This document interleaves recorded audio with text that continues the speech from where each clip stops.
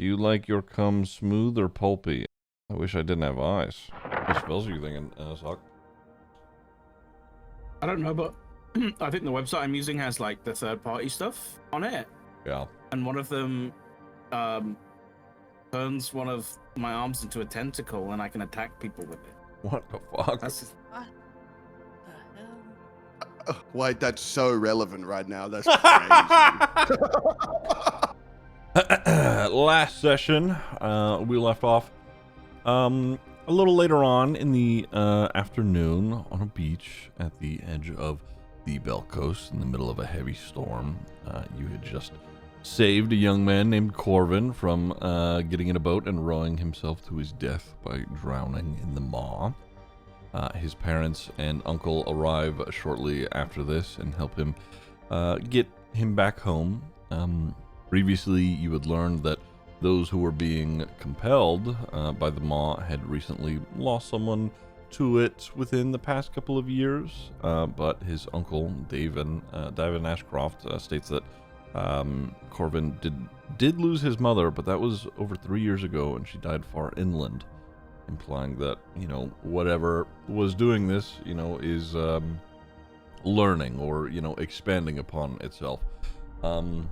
Once home, you all restrain him to the bed, and shortly thereafter, you decide that you need to go and get Delphine from the tavern that you had been staying at. Aubrey elects to watch over the boy for a while as, you know, the rest of you depart. Upon your departure, on the trip over, Keel begins to feel that deep vibrating hum in her head and chest. This concerns Yo, but you continue to press forward. Back at the tavern, Delphine is similarly experiencing the same phenomenon. You arrive and begin to discuss the next steps and why this may be happening. The conversation turns into a slight argument, as C and Delphine feel it would be safer to leave this place. Yo feels that it may be wrong to not try and figure out what's happening for the sake of the people who live here. Keel's friend, who recently died just a month or so back, Zelo, was mentioned in this conversation. This triggers something in both Keel and seemingly Spines for some reason. Keel begins to hear Zelo speak to her, saying how much she misses her and that they could reunite on the ocean. All Keel would need to do is join her on the shore. Excited to hear her friend again, Keel does exactly that. She runs out the front door of the tavern toward the beach. She is quickly stopped by a hold person spell on Delphine's behalf. You tie her up and bring her back into the bar. Spines seems frustrated by this and attempts to unbind her, to which C then sticks Spines into the table upside down so he cannot move. At this point, Yo decides that, you know, this might be a good time to go and retrieve Aubrey. On the way back, you know, after Yo goes to, you know, get Aubrey, Aubrey notices a group of hooded people walking toward the coast with lanterns, but, you know, ultimately decides to continue to follow Yo. Back at the tavern, another argument ensues about what to do. During this, C also begins to hear the dull hum inside his chest as well. Delphine and C then agree that you all do need to leave. Aubrey and Yo think otherwise. Well, Yo less so, but eventually an agreement is met where Aubrey and Yo would stay behind to investigate, and everyone else would take the wagon and head out of town, hopefully out of range of whatever is trying to draw them into the whirlpool. You split up. Aubrey and Yo head down to the coast, where they notice the meeting of the group of would-be quote-unquote cultists, where they hear the people speak about the beast as if it were something that it could be bargained with. Yo and Aubrey disguise themselves as best as they can to fit in with these people. eventually, this group departs the title shed, and our investigators successfully follow behind and ingratiate themselves with the people. Aubrey manages to speak to Aldrich, the leader of the bunch, and Aldrich refers to the creature as a her and thinks that she's a goddess of the ocean, but ultimately doesn't give information about what the creature potentially was. We then cut back to the wagon party, who is a little more than a mile out of town. Not far away, not far away enough just yet. The frequency of the hum spikes once more. Keel and C are both compelled to come to the shore in this moment. Keel hears Zilo telling her to come to her, and it is a blind, blank obedience. As Cutie rolled a nat 1 on it. And C hears his mother saying that she misses him and that they can see each other again at the water's edge. C begins to drive the wagon off-road, and Keel slips off the back of the wagon unnoticed on immediately after a 20 on stealth. Delphine manages to steel herself to the sound and speaks to C, eventually managing to snap him out of it. In this moment, Spines gets their attention and points out that Keel is in fact gone into the darkness. Delphine and C leave the wagon behind to dart off into the darkness to find her. Delphine warns Aubrey and Yo over the sending stones, and they begin to also dash out of town to come and help. Walking across the very tall but, wet, damp grass field before reaching the beachy shore, Keel begins to see the silhouette of Zilo on shore. And the more she grows closer, the larger the silhouette became, eventually reaching to the size of around 20 feet or so. C manages to find Keel's tracks along with finding Spines, continuing to speed toward her. Keel eventually makes her way across the sandy beach. C and Delphine finally get in sight range of Keel, and Delphine bears witness to a very pale, very large tentacle that is rising up and out of the water. Pointing it out to C, again, he darts to stop Keel from getting in the water as she reaches the edge. Keel slips her way out of his grip and ends up about shoulder high in water. It is about this time that Yo and Aubrey arrive. Aubrey's mounted on Justice, and Yo using everything in his monk toolkit to get him there as quickly as possible. Seeing the creature, Yo realizes at this point that this is in fact a kraken. Maybe not a full-grown one, but it is large enough to be a problem. Delphine attempts to cast Hold Person, to which Keel resists. Yo then uses his water whip to constrict the water around Keel and manages to throw her back onto shore. The pain from being constricted and thrown snaps Keel out of her trance and finally realizes the situation in front of her. Yo has elected to stay with the rest of the party as Aubrey mounts back up on Justice and decides to ride back into town to warn them about what is, occurring, as they seem to be unaware. Keel ties rope around herself, tying it off to Spines to make sure that she isn't brought back in. And you collectively head back to the wagon to get back on the road. Currently, the storm is still raging. It is dark out. Now that you are at the tail of the end of the day, but you have made plenty distance away from the Kraken. Aubrey is riding into town. Halgrim, we have said, has been in the wagon thus far, either in the tavern or the wagon thus far, asleep. The horses are a little spooked by, the weather and, having been alone out here on the road, but ultimately they are still there. This is where we would be picking back up, rattled from your near-death experience, wet and cold. However,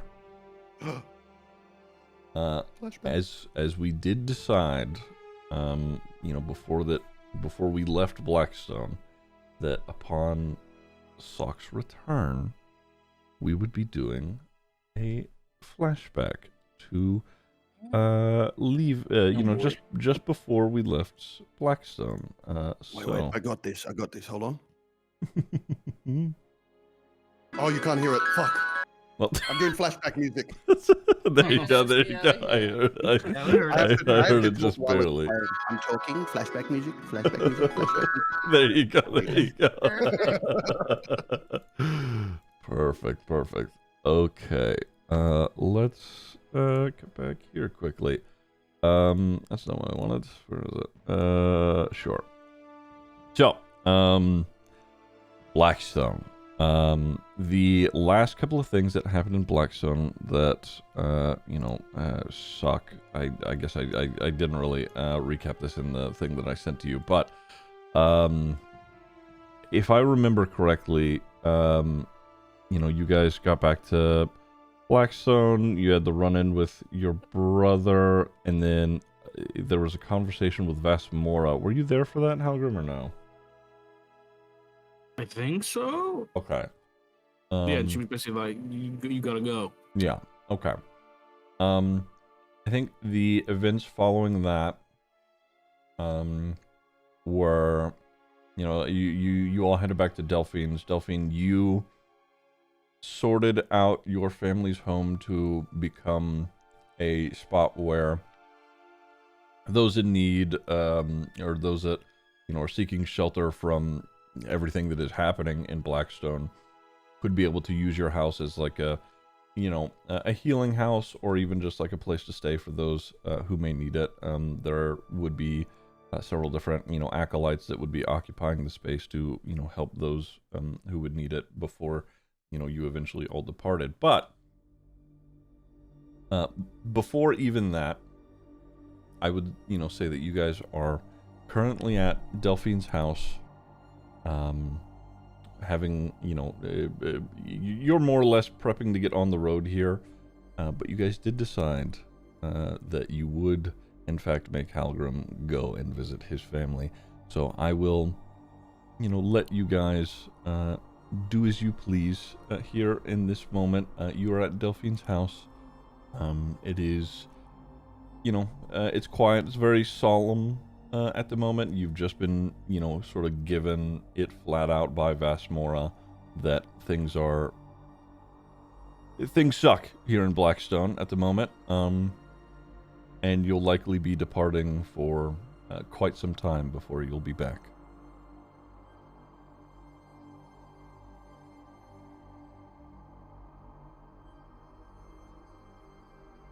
One more stop to make, eh, old boy?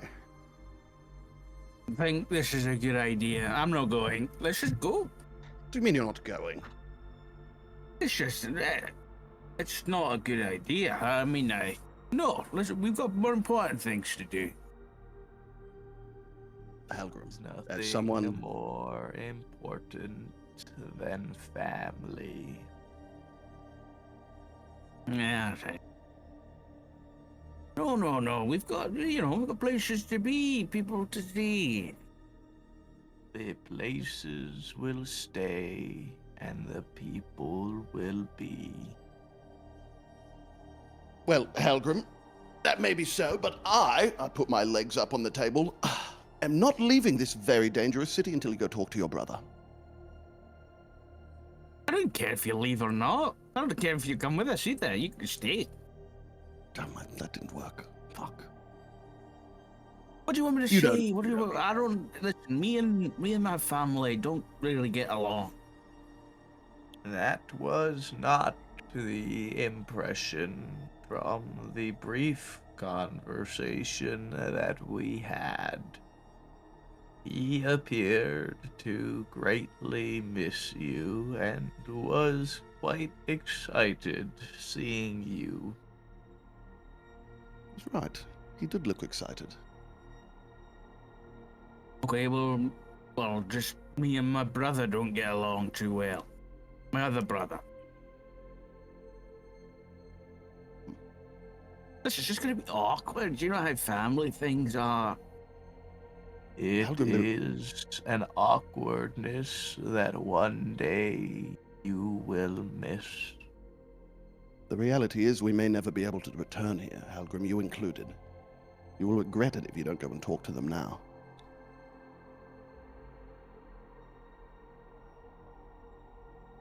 I'll go for 5 minutes. Just to say hello, just to put my head in. Good. I'll be here, waiting. Okay. Come back for me, though, you asshole. Did you want someone to go with you? Yeah, Delphine, maybe you come so you can give me an out, you know? Maybe if things are going bad, you say, like, oh, I really need a shit, I gotta go, and then I'll be like, I'll come help, but... Why would you need to Let's not get into the Let's not nitty-gritty. Best not to ask those questions, Qonqo. At least make it believable. All right, listen, I'll be back in 10 minutes. Maybe half an hour with the walker. I pull out a deck of cards and I wave Qonqo over so we can play while we wait.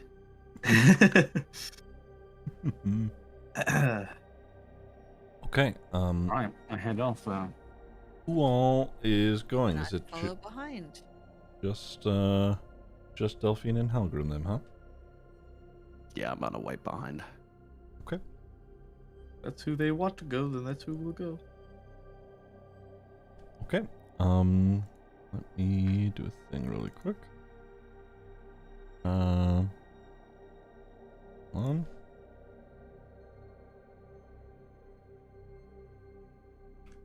Okay.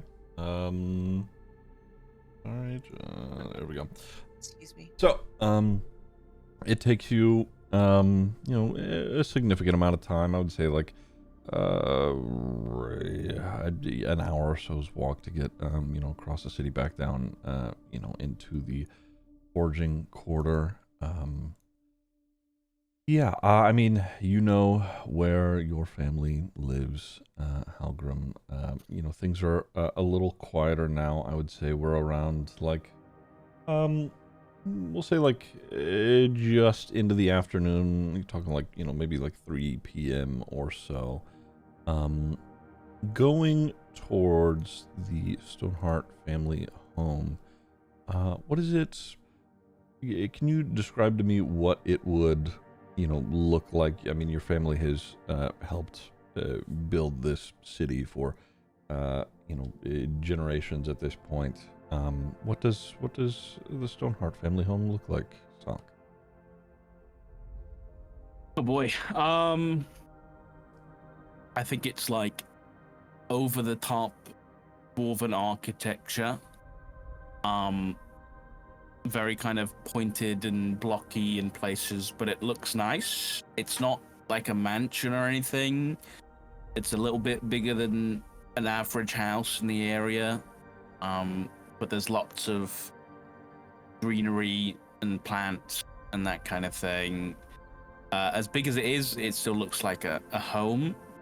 But you can see there's lots of like chunks of different types of stone left out in the front yard and stuff where family members have been working on that kind of stuff. I would say out front, you know, there's a dwarven woman. She's got like a very light brown hair. You can see that she's like starting to like gray a bit. She's wearing like a blue tank top. She's got like a leather brown overalls. She's got like a pretty dense sideburns. She's tending to some of the greenery out front here. I mean, even immediately from the back, Halgrim, I think that you could recognize this as your sister Winnie. I think Halgrim kind of stops for a minute, quickly turns around and pulls a flask out from his jacket and twigs it real quick and casts enhance ability on himself. Mm-hmm. And I'm gonna go for Bear's Endurance, which is gonna give him advantage on con checks and give him 2d6 temporary hit points. Okay. Huh? Just ready for any encounter that might have. Dude, we did not ask him enough about his relationship with his family. What the fuck?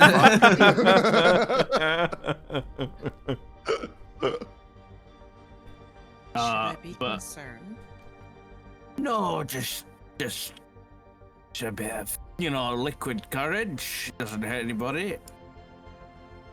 Right. But So how long Halgrim has will. it been now? What? Since I've been back? Yeah. It's been maybe like maybe jail 20 decades. I think this. Holy shit.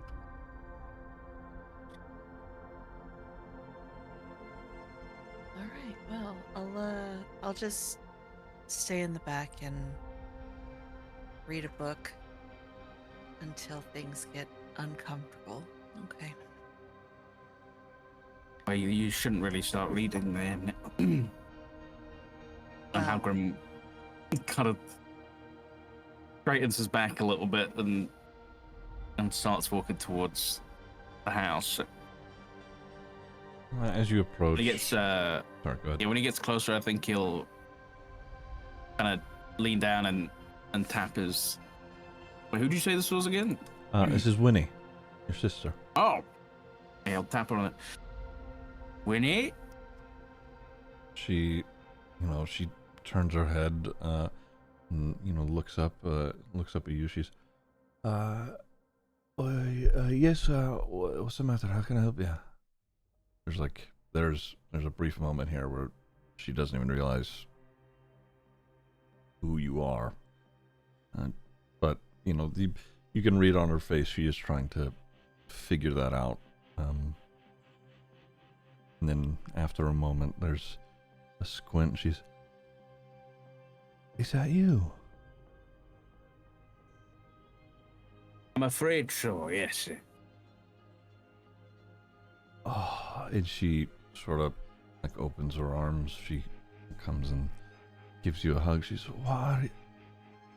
Where have you been?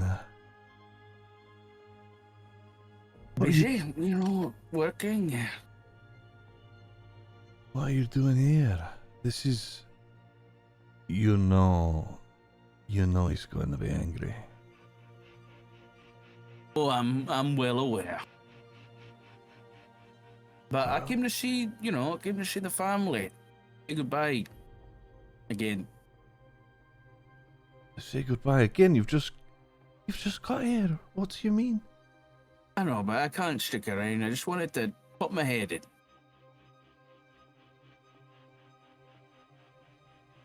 What is it that you're doing these days that keeps you so far from here? I mean, we didn't even know if you were alive. I mean, I know, obviously, Gerin's alive, so we figured, but, I mean, what could you have been doing for so long? I mean, I know you've got that fancy job or whatever that you've, wrote once or twice about home, but... Halgrim briefly turns and glances at the pillar of smoke in the background. Not just mostly research stuff, it's nothing exciting. There's a look on her face, sort of knowing. She's, if you're gonna be this vague speaking with all of us, it's only gonna make things worse.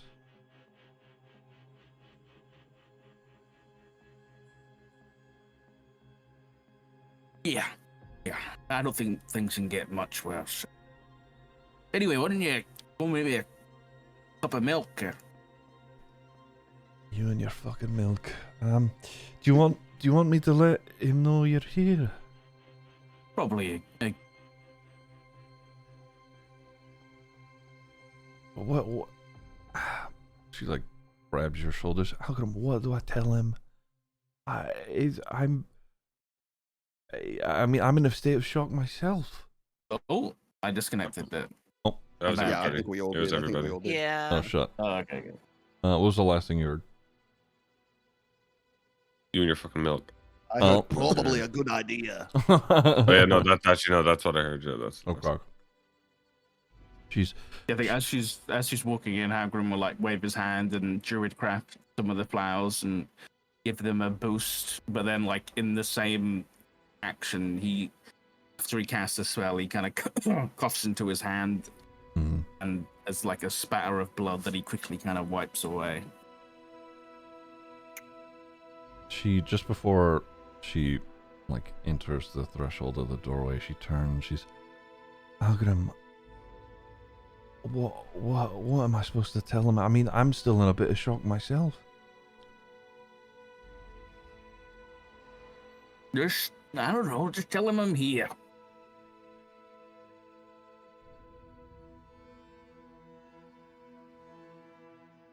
All right. Okay. I'll let him know. She steps inside. The door's left open, for you to follow if you wanted, but that is entirely up to you. She, disappears into the home, entering a couple of different rooms to go and retrieve your brother.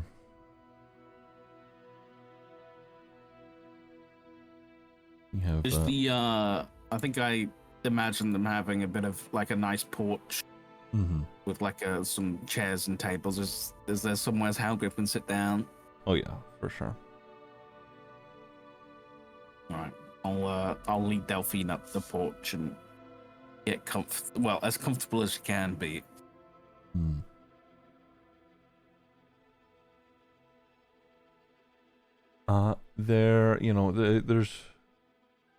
There's a couple of moments that pass, and you're just waiting on the porch with Delphine. You can hear like a very it's like a hushed exchange, covered by the walls and the stone of the home, but it does sound like it gets like there is not necessarily anger between one another, but there is like a heated phrase or two that's sort of muffled. You can't hear exactly what's said, but it appears that Garen is aware now before eventually walking out and through the threshold. Delphine, you see of similar height, of similar hair. He doesn't have the braids in his beard that Halgrim does, but he does have a big, long, white, bushy beard. He's got his hair's a little not messy, but it appears that he's been working today. Another dwarf man who looks very similar to Halgrim. They share, the exact same eye color. He's got similar little glasses. And he steps out the door. Immediately, his gaze turns to Halgrim. And I understand that, the token art here is very... he looks like he might be a sweet guy, but his brow is furrowed. He doesn't even really recognize that you are there on the porch, Delphine. He looks directly to Halgrim. He's, what are you doing here? I'll stand up and just get level with him. I was in town and I thought it'd be a nice idea. Nice idea. Right. to come and do what?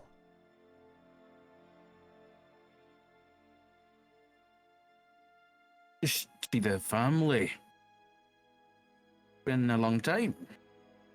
Yeah, it has been a fucking long time, Halgrim. 200 fucking years, Halgrim. How's the academy treating you? We wouldn't know. We don't hear from you, ever.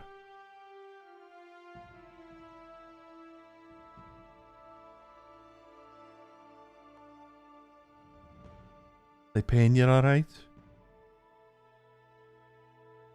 Paying you well enough to not keep in touch? When he's telling me that you're doing research, is that what's brought you here? Is that the only reason you're here?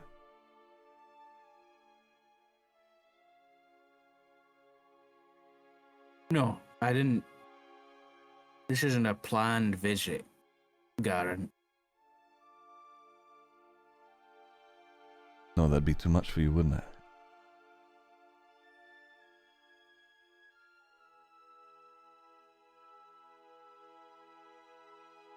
Why are you pretending like it wasn't you who forced me out?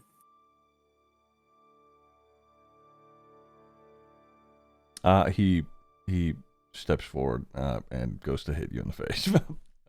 Okay. And it is, hold on, there's it's only a 13 to hit. I think Halgrim steps into it He goes, and takes it on the chin. you know, as soon as he hits you, you should have been there.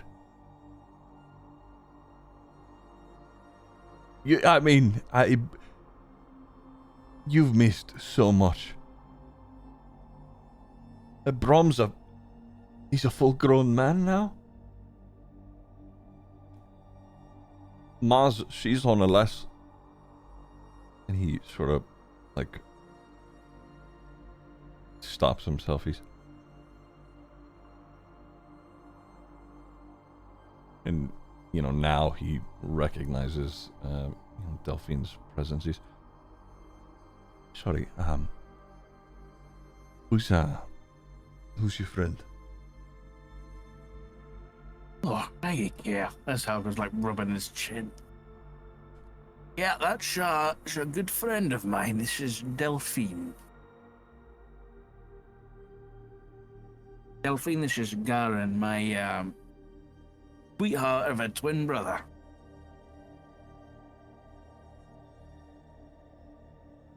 I see the resemblance. It's a pleasure. He, like, you know, nods his head and he's, you look like you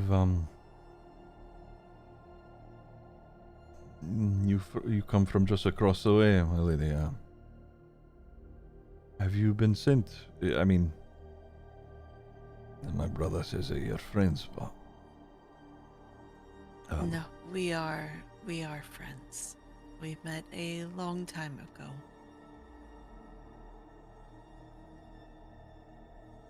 you can read on his face. There's like a slight like weariness, considering, you know, those who are, you know, obviously members of, or at the very least in your case, were members of, you know, the House of Endless Twilight. What their,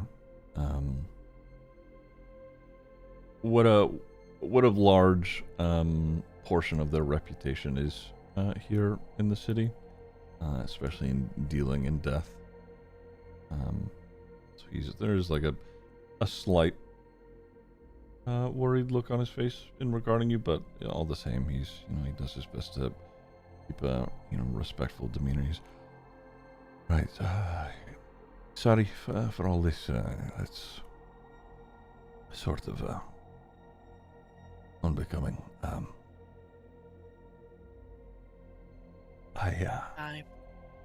Don't worry about it.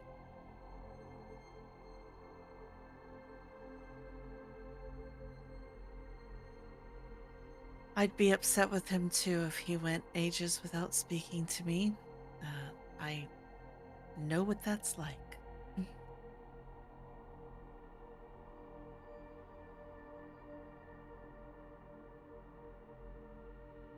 And you're gonna invite us in? At least you're gonna punch me in the mouth. At least let me sit in a comfy chair.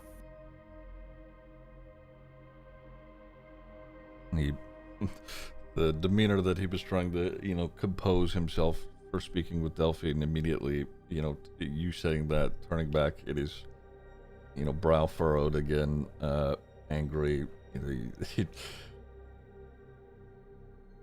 After all this time, you expect to be welcomed back with open arms? Is that it?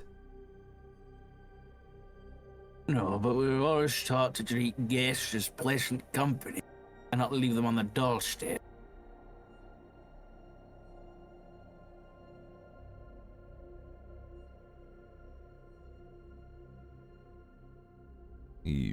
There's a good pause where he's just like festering in his anger, and then he silently turns. He sort of like throws an arm up into the air and he walks inside. He leaves the door open. What did you do to make him still so angry all these years?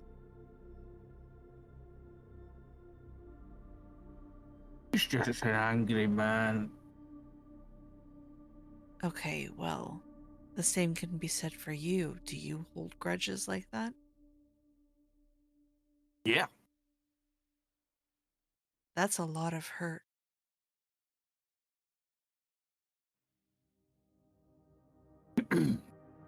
Oh, we need my milk. Oh, damn your milk. Stop changing the subject. Halgrim's gonna slip away inside, uncomfortably stuck between a rock and a hard place. I'm loving this from the background, guys. I just want to say.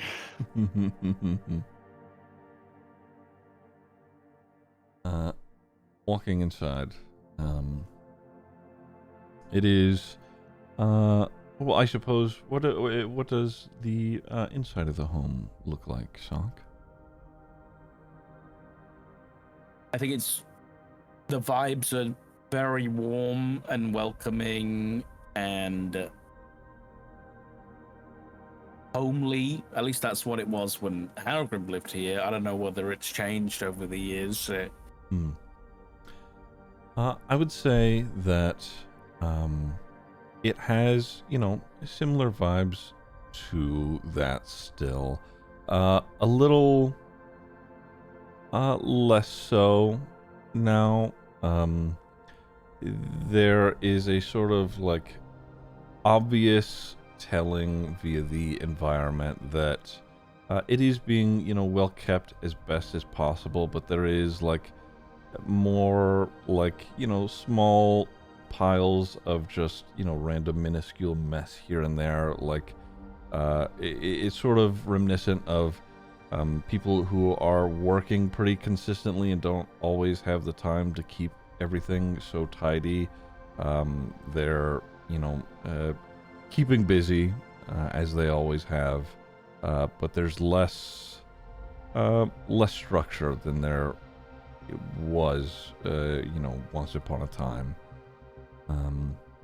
Stepping inside, you could see, sort of in the open living space, Winnie is sort of waiting inside. She was obviously letting, Garen have a moment to speak to you out front. You can also see Braum sort of in the distance. He appears to be, making or preparing what would likely be, a meal for dinner much later on in the day. And, you see him, he as you come in, he waves and he's, Halgrim, you came! And he, he sets his stuff down. He sort of like unties his apron and he comes over to give you a hug.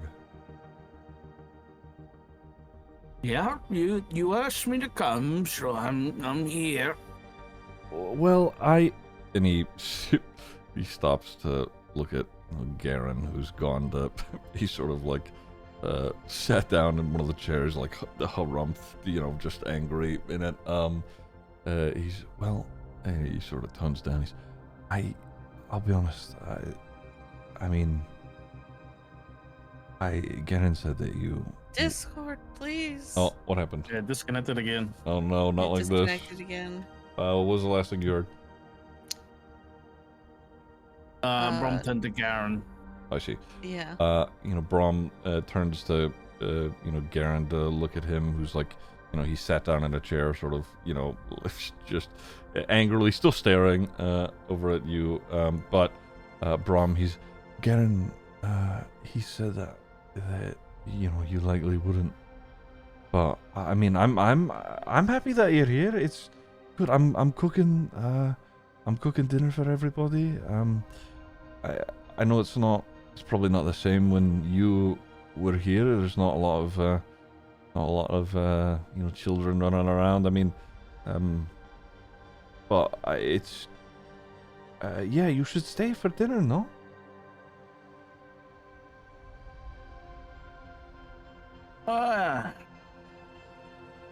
And kind of glances over at Garen and it's like, maybe just for a drink, and then I'll get going. Maybe not dinner.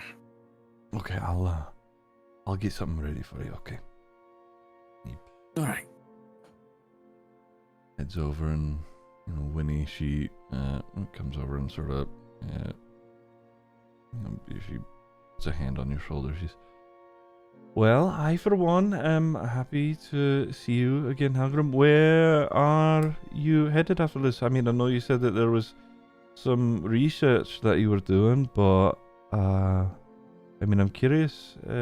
You stay busy. We should at least know what you're doing, where you're going.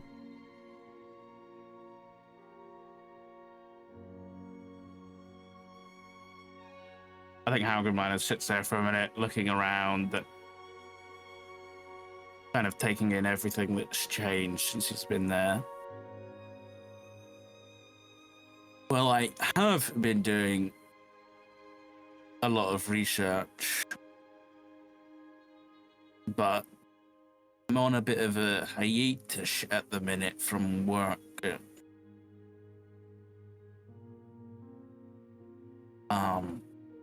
Me and Delphine and a few friends here are on a bit of a journey, you could say.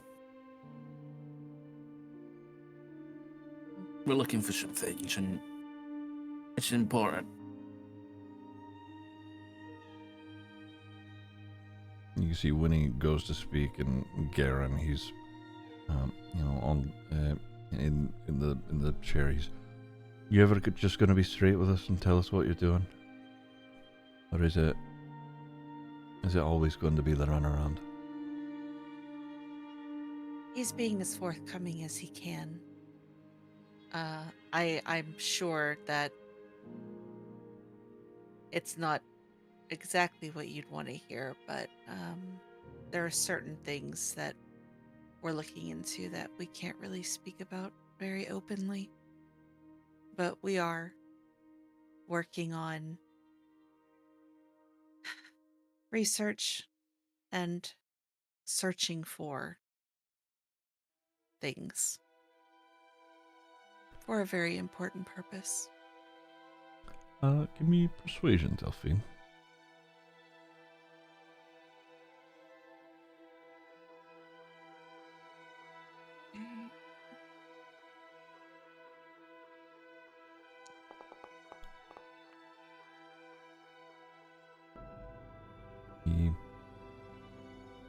There is he is quite a bit of anger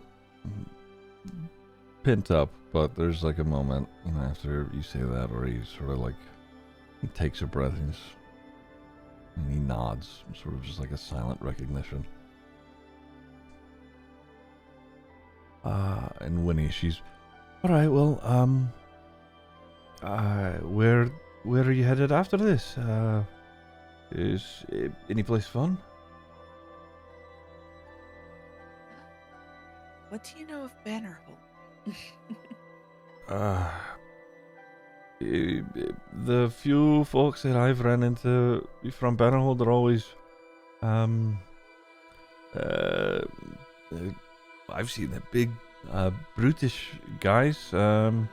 They send, what do they call them? I don't know. It's like a group of, these armored men that will, scout through every now and again. I think they've got a deal with the Vow or something. I think that Bannerhold's got their own custom where people go like flee to other places. They're pretty harsh on crime over there. I mean, I know we are here as well with the Vow, but we think it's it's rather just. I hear over there it's rather less just. That's what I'll say. But so they send folks out here to go looking for those who have done Bannerhold wrong, to bring them back, whatever. See. Yes, well, that will be our next stop. Well, good luck. That's I mean, I've never been, but I hear different stories. It might be nice. Could be good. Here they've got a big fancy city, so though I suppose Halgrim, you're not all that strange to big fancy cities. I don't know if it'll be as nice as Hydraxis, but Halgrim is like tensed up and is like glaring at Garen across the coffee table. he's doing the exact same. It's like a mirrored image. Brom, he comes in from the kitchen. He's got like a mug of milk. He's here. Winnie told me to, get you some when she came in, so I figured this would be good enough, huh? Thanks, Brom. If you'd like, I could try. We have some different sorts of alcohol that I've been, cooking with. No. I'm all right. Well, I was thinking you could mix it in with the milk if you wanted. Sort of do one that may not curdle it immediately. Alcohol doesn't exactly go too well with our family, Brom. So I tend to stay clear. You see that he, there's like a very look of, oh fuck, yeah. Brom being the youngest, just really not realizing he's right, yeah, no, of course. I'll leave you to it. And he gets back into the kitchen. Garen, I would say even in that exchange, there was he takes his eyes off of you and is staring daggers at Brom, even. But he returns to it and he's Garen. He pipes up. He's so. You have any questions for the family, Halgrim? Surely you're curious as to what may have been going on around here since you've been gone? Or, if you'd like, I'm sure that, you finish your drink and you could just fuck off again like you have for the past 200 fucking years.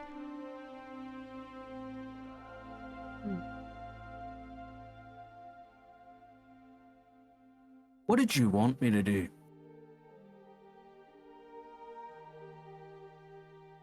I hung on here for as long as I could. Well, Dad worked and Mum got picked all day. Well, me and you had to look after the wee bunch. And I asked you to come with me to Artificer. I begged it. But your own choice, your own man, you stayed. That's fine. What was I supposed to do, Halgrim? Leave them here with her? And then you did leave, and then Dad. And then when he went, I looked after them to make sure that she didn't put them through what we had.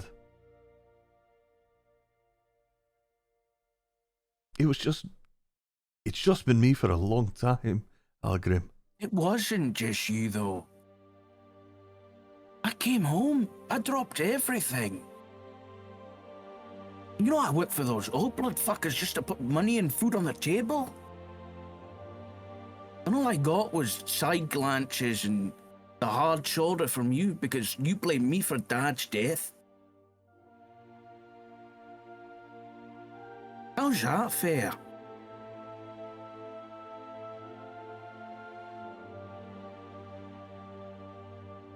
You think maybe the problem was our mother? Not just me going and doing getting away from it all. And then what? My own twin brother can't look me in the eye. How do you think that felt? And I think Halgrim subconsciously through that was casting a little bit of magic, and the room got a little bit darker. And I think as he's talking about his youth and his mom, cast minor illusion, and just like echoing from out in the hall and around the house, you hear a dwarven woman's voice just screaming, and bottles smashing, and just general depravity and abuse thrown towards Halgrim and Garen. And it's only like once that finishes and Halgrim coughs up a little bit of blood and wipes it from his mouth, the room returns and the echoes stop. But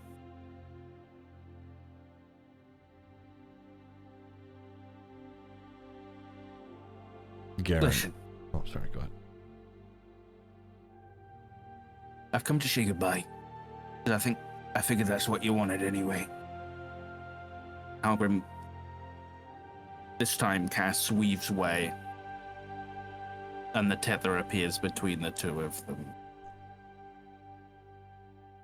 I'm sure you know what this is, yeah? And the reason I'm here, and the reason I'm going to every fucking place across the continent, is so that I can cut this finally, and you can be done with me. And you won't have to worry about me anymore. Not that you have anyway. And then maybe you'll finally be happy.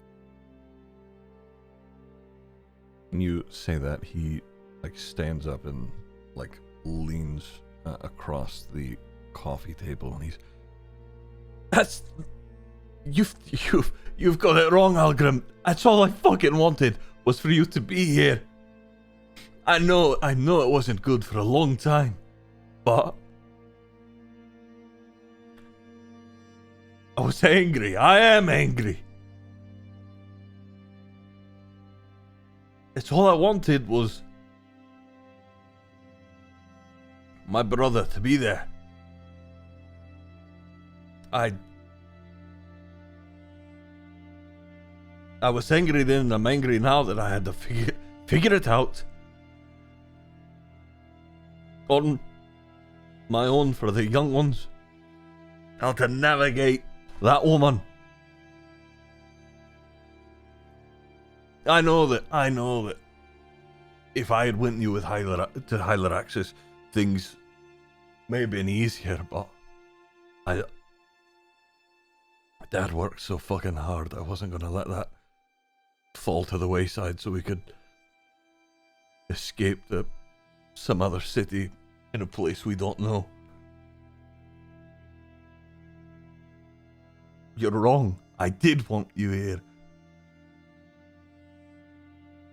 I still do now, that's why I'm so fucking angry. You've no right. And he sort of like gestures to the tether and he's... You think that this is a problem? I'd have it no other way.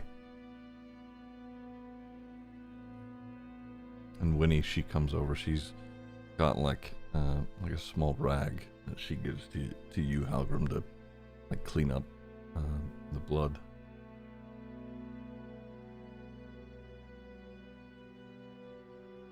Halgrim sits a little bit in confusion, and he's taken aback, and he slowly wipes his mouth.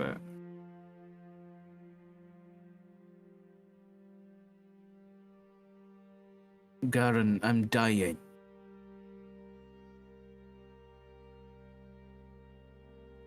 I'll be dead within a few months, sir.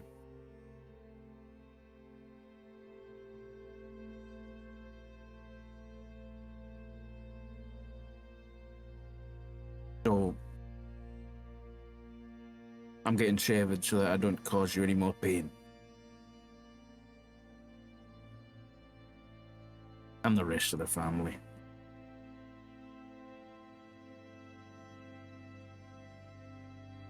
I think that Garen is like... I mean, he's been, pretty emotional through this, but it's mostly been just like a steeled anger directed at Halgrim. But after you say that, he, fully uprights himself, and he is doing his best to not cry, and he turns, heads into another room, closes the door,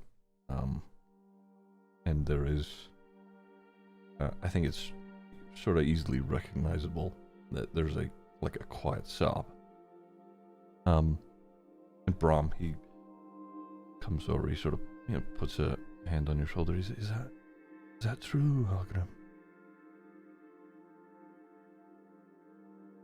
Aye, yeah, it's true. Don't know what it is, but something's got me.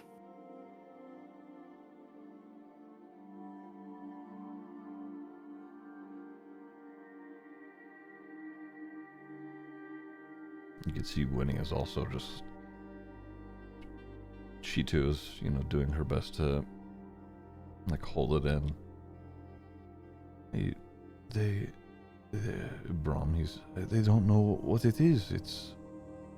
I mean, have you seen a healer of some kind? I mean... I've seen nearly every cleric and witch under the sun. Nobody knows.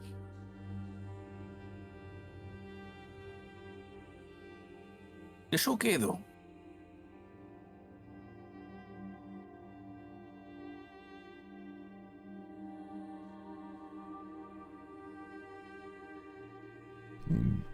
Brahm, he takes a deep breath in.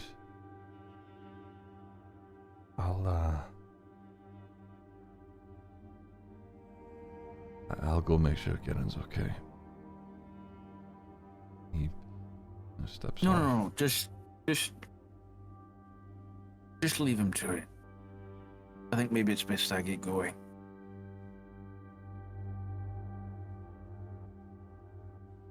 He gives you a hug. Winnie, she also, just immediately after, she's, sobbing herself. Well, whatever you do, just,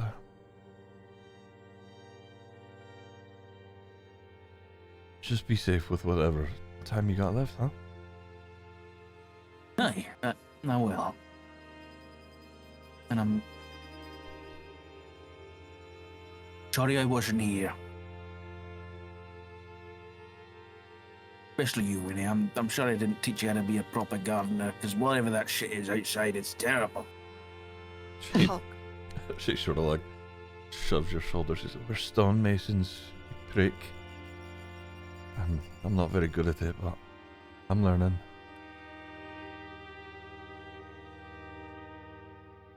All right, well, If I get this shavered before I die in my sleep, then I'll come back. not if, when, Halgrim. Yeah.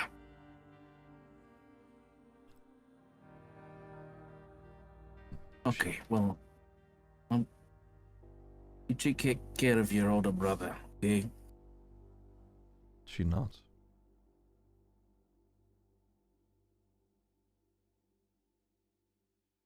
I will just slip to Winnie before we go. Halgrim reaches into his pack and pulls out a wand and like a beginner's guide, like a dummy's guide to magic, and just hand it over. Listen, why don't you have a read of that, and maybe the garden might look a bit nicer when I come back. She grabs it and she's, well, I'll see what I can do about it. I make no promises. I don't think any of us have ever been good at this sort of thing. Except you, I guess.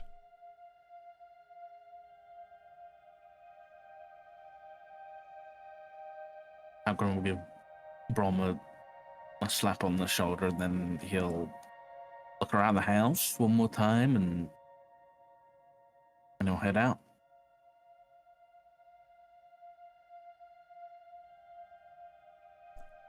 Okay.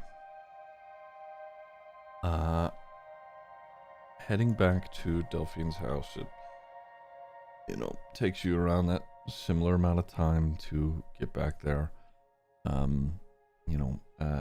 Everybody else, I would imagine, is either idling or, getting their gear ready to get moving out on the road. But Delphine and Halgrim do eventually arrive back.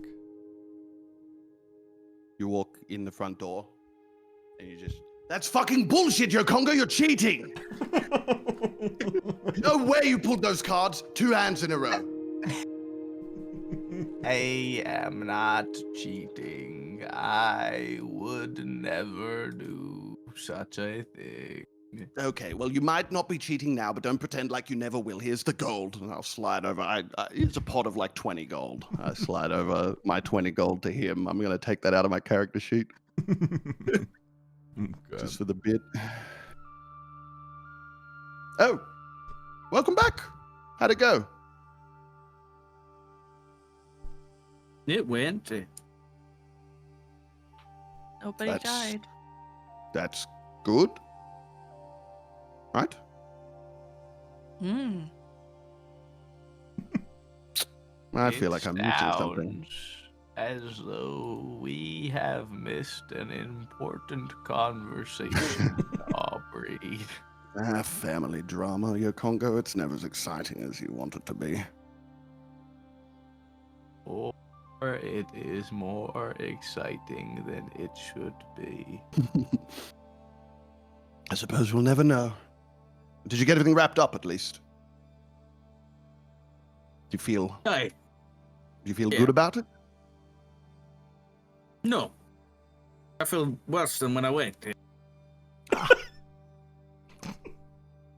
Good. Well. Delphine just sat down and she just opened up her book again and she hasn't said a word.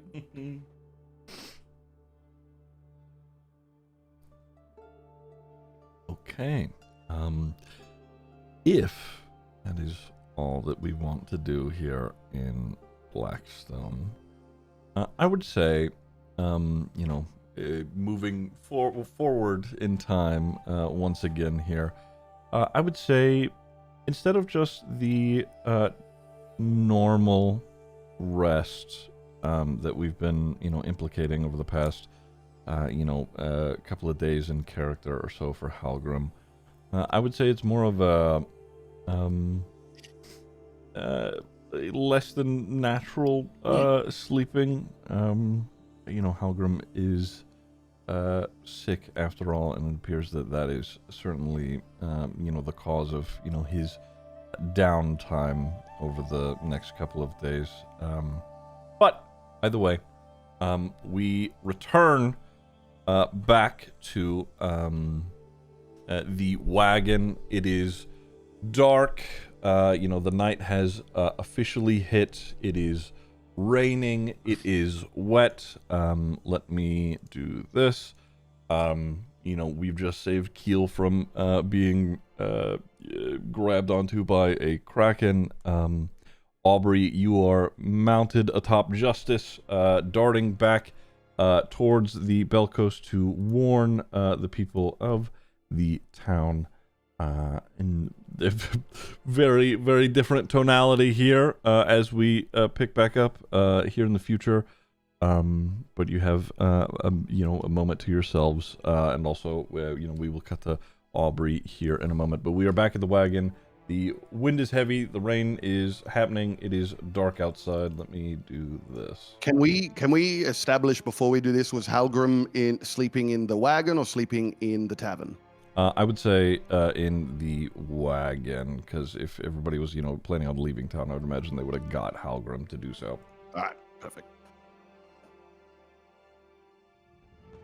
Okay, there we go. Where is... Okay, yeah, we pick back up here at the, wagon, getting everybody situated. Yo, you've elected to stay with everyone here. What are we doing?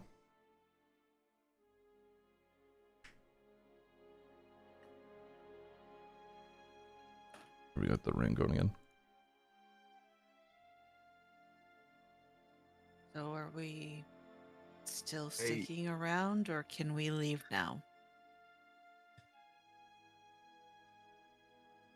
So where did we say we were? Sorry. You're about a mile and a quarter out of town. Just back up on the road offshore. Haven't gotten her away from the Kraken. And Aubrey's gone the other way. Is Aubrey gone already or no? I would say he's darted off into that direction. He may be within yelling distance, but yeah, I think I remember you saying you took off. Remember? Yeah, I took off on Justice pretty quick as soon as your Qonqo told me to ride to town. So I would think I'm probably relatively gone. Mm-hmm. Just for the drama. Yeah. That's it.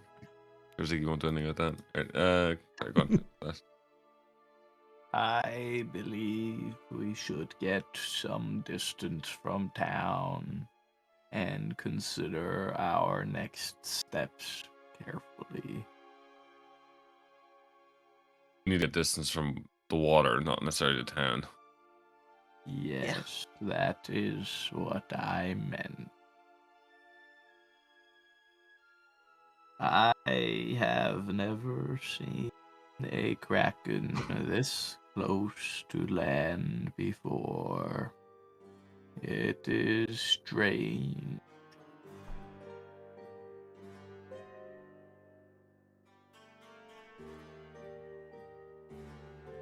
I don't really want to figure it out. Who would be? We're gonna say something. Yeah, sorry. Who would be driving the wagon?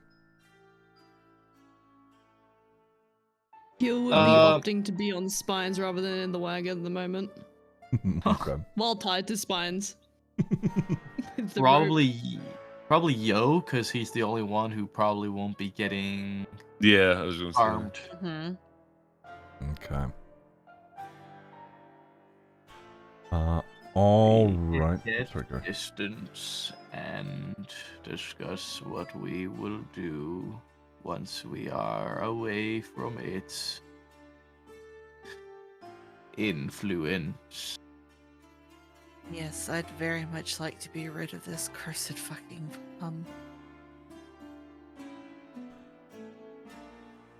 Which direction are you headed in, yo? You keeping to the road or? I need map. Sure. Let me do this. Here we go. All right, where are we roughly on the road right now? I would say you guys are like here-ish.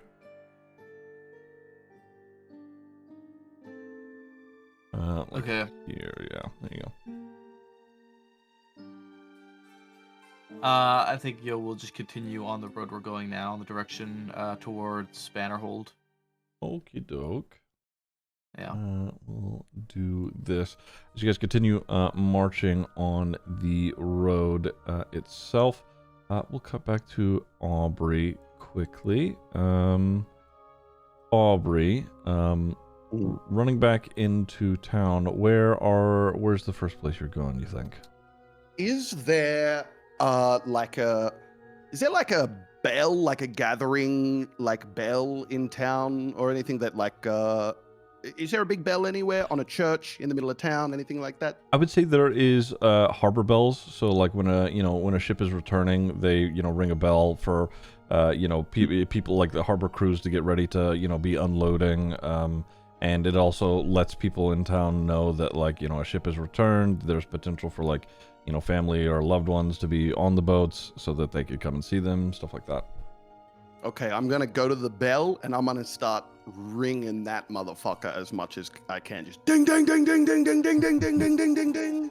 You could see, a lot of people are looking out their windows, not expecting like any ships to be, returning in a storm like this.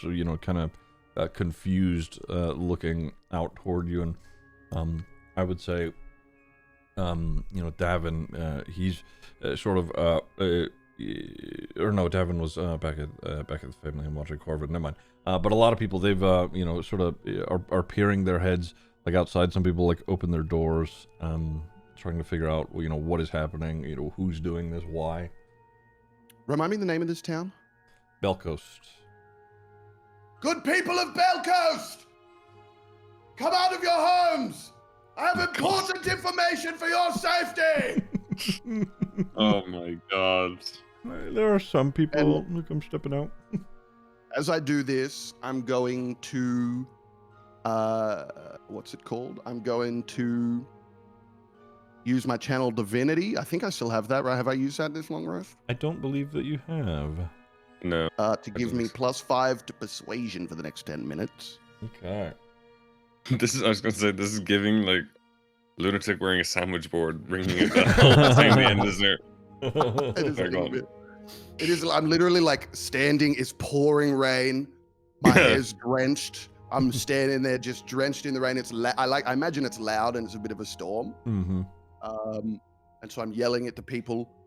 Once there's a decent sized crowd gathered around me, I'll start yelling. Mm-hmm. You all are aware, undoubtedly, of the strange issues facing your town. People going missing. You all know something is amiss. I'm here to tell you, it's a fucking kraken. We may not have the ability to destroy this beast, but starve it of its food source and it may leave. The town needs to evacuate now to Bannerhold. Okay. Tell your loved ones. Tell everybody. See, there's there starts to be like whispering and like murmuring here and there.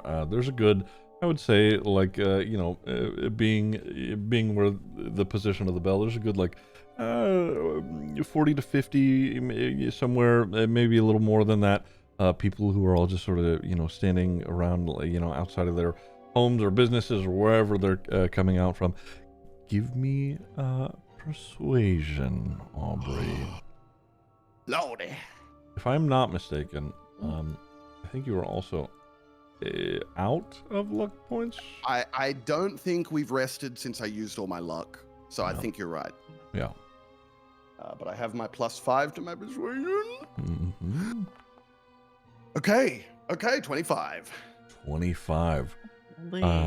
You see a lot of them are, there's like a look of realizations on their faces. Some people like immediately like dart back inside, maybe to go and grab some things. There is you have convinced quite a number of these people, and there is a slight panic from those who have immediately heard you. But on a 25, there is a couple people who join you in your sort of incursion to let people know. Another person comes out. He's got like a bell of his own that he starts ringing, and you see he like darts off into some of the muddied alleyways and down cobbled streets where they start ringing bells and start sort of shouting and echoing similar sentiment here. It appears that people are getting moving. Yeah. I want to yell out, get anywhere away from the water as far as you can go. If you've got nowhere to go, go to Bannerhold and tell them you're there to see the De La Costas. You are under our protection. I don't foresee anything that. Nothing will go wrong with this idea. Nothing possibly will go wrong with this. Nothing. This is gonna go amazing. When I'm looking at these people running around, is there anybody out there that I recognize as one of the people at the cultist meetings? Are any of them outside? Do I see any of them? Give me perception. It is, dark and raining out. I would say, unfortunately. Okay. I was gonna say with disadvantage, but yeah, why bother? Why bother? Right now, everybody's wearing a cloak. I was gonna say right now, it's a scatter. People are darting around trying to figure out, what to do. It is. There's a lot of people moving around all at once. Hard to pick anybody out of the crowd. Fuck. Shit, they're gonna die. What was the name of the fucking cult leader? Aldrich. Can I go to one of the people who's ringing the bells and helping me and I'm gonna ask him, do you know where Aldrich lives? Hold on. He shakes his head. No, I don't. Fuck! I go ask another guy. Where does Aldrich live? Shake him with the shoulders. He points you in a direction. Just up the cobbled road here on the right. I sprint up the cobbled road and I knock on the door very loud. He sort of like opens a slit in the door. You could like see his eyes. He's, yes. Can I help you? I need to talk to you right now about her. Of course, my child. Come. And he sort of unlocks the door and he opens up. What is it? I rush in very, very urgently. I take down my hood. You've been lied to. It's not a goddess. It's nothing like that. It's a kraken. You're all going to die. You need to evacuate now. A kraken? I've seen it for myself. Give me persuasion, Aubrey. Please. Please, this is the last thing I need to do. Still 17, it's still 17. Dude, holy fuck. My persuasion's really good. And he's this does not sound right. I've spoken to her. Surely she would not be some beast living beneath the waves like this. That is a goddess. Are you sure? Tell me, what sounds right? Your dead loved ones are all coming back to life, or you're being manipulated by a power greater than you understand? What sounds more feasible? Well, considering the world that we live in, both of those I think could be a possibility, actually. Fuck, you're right.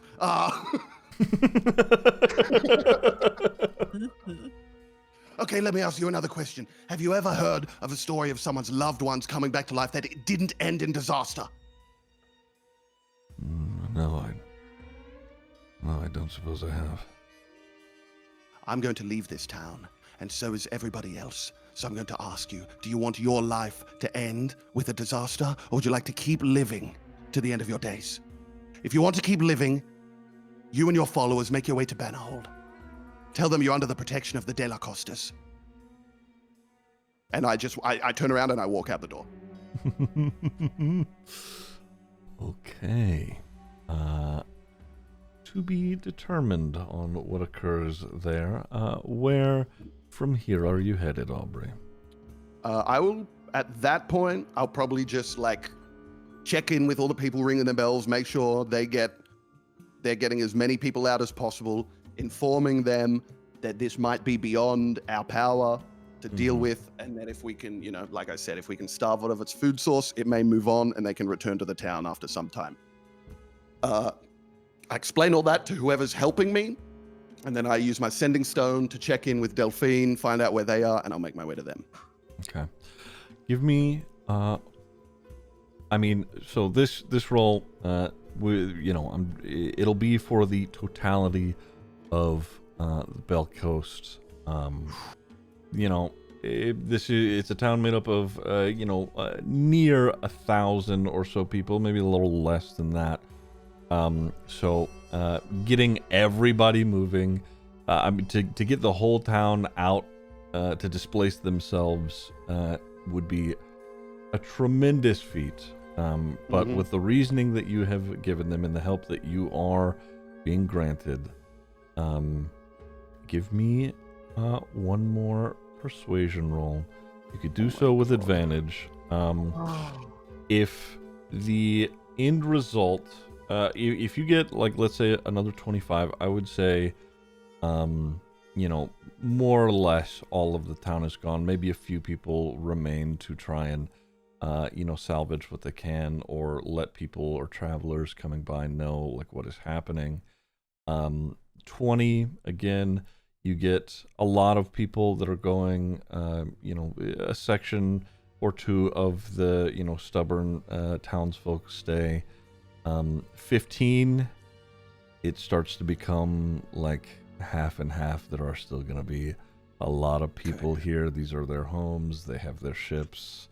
And anything less than that, it'll just progressively be, less and less.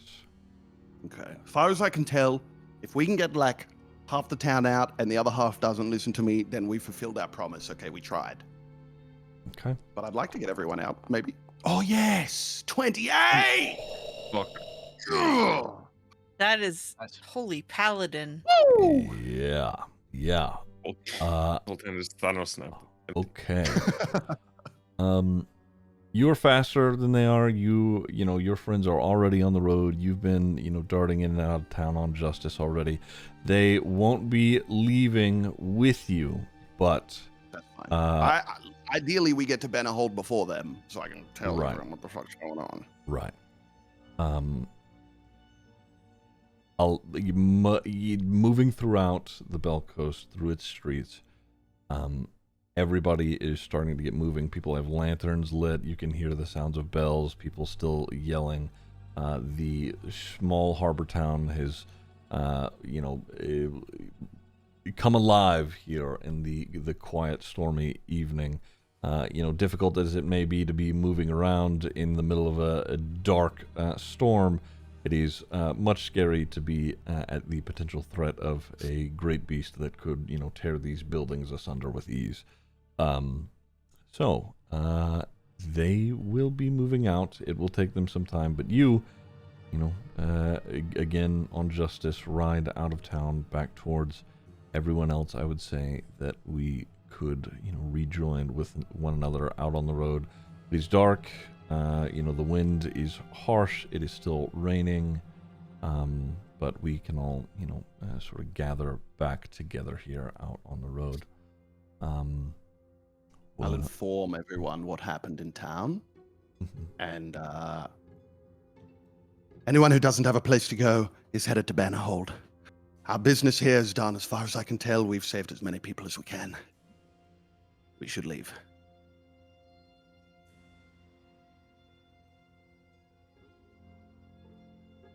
Are you still feeling the effects, Delphine, Keel? See?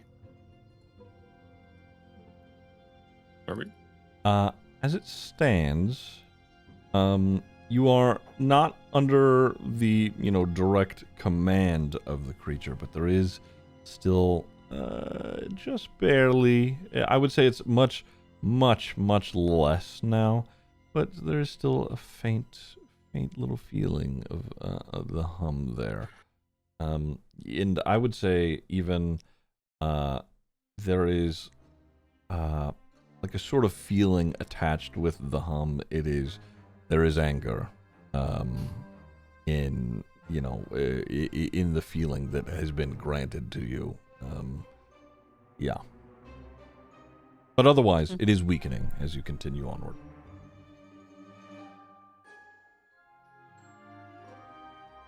Still not far enough away. Then we should move full pace. Anybody not feeling up to it? I'm fine. Then we should go. Justice! Hey! Continuing on the road, are we? How long are we going to be traveling for into the night here? Because at some point, I mean, you went into the Belkos to find a place to potentially rest. I think that Halgrim is well rested enough. Delphine had a small bit of rest herself, but everyone else, you've been up all throughout the day doing quite a bit, and depending on how long you travel through the night, could be potentially suffering some exhaustion. I don't know about you guys, but I think we should keep going until the effects have dissipated completely. I don't want one of you reactivating in the middle of the night. Keel's gonna hold up the rope that's attached to Spines. I think I should be fine. Still, we've got C and Delphine to worry about. It's their problem. They'll figure it out. See, Delphine, what do you say? I am exhausted, but I will push on. If you're still feeling the effects, what do you think? Like I said, I want to be rid of this feeling. Then we go. Okay. I'll push on until they don't feel it anymore, even if it means riding through the night. Okay. Yep. Give me a second. I'll take the exhaustion if I gotta. Oh, wait, hold on. Do we have to ride through the night to get away? Well, that's what as soon as you don't feel it anymore, I'm good to stop. Okay. What the hell is going on? Good morning, sweet prince. We'll explain it later, Halgrim. On the road! Okay. Continuing on the road, I would say you do end up traveling, from the time you start traveling to the time that you would eventually stop the feeling of the hum is around 4 or so more hours. Yeah, fuck. it's Holy shit. well, here's the thing. So, I'll just let me. It's worth the point of the first point of exhaustion is not that bad, if I recall.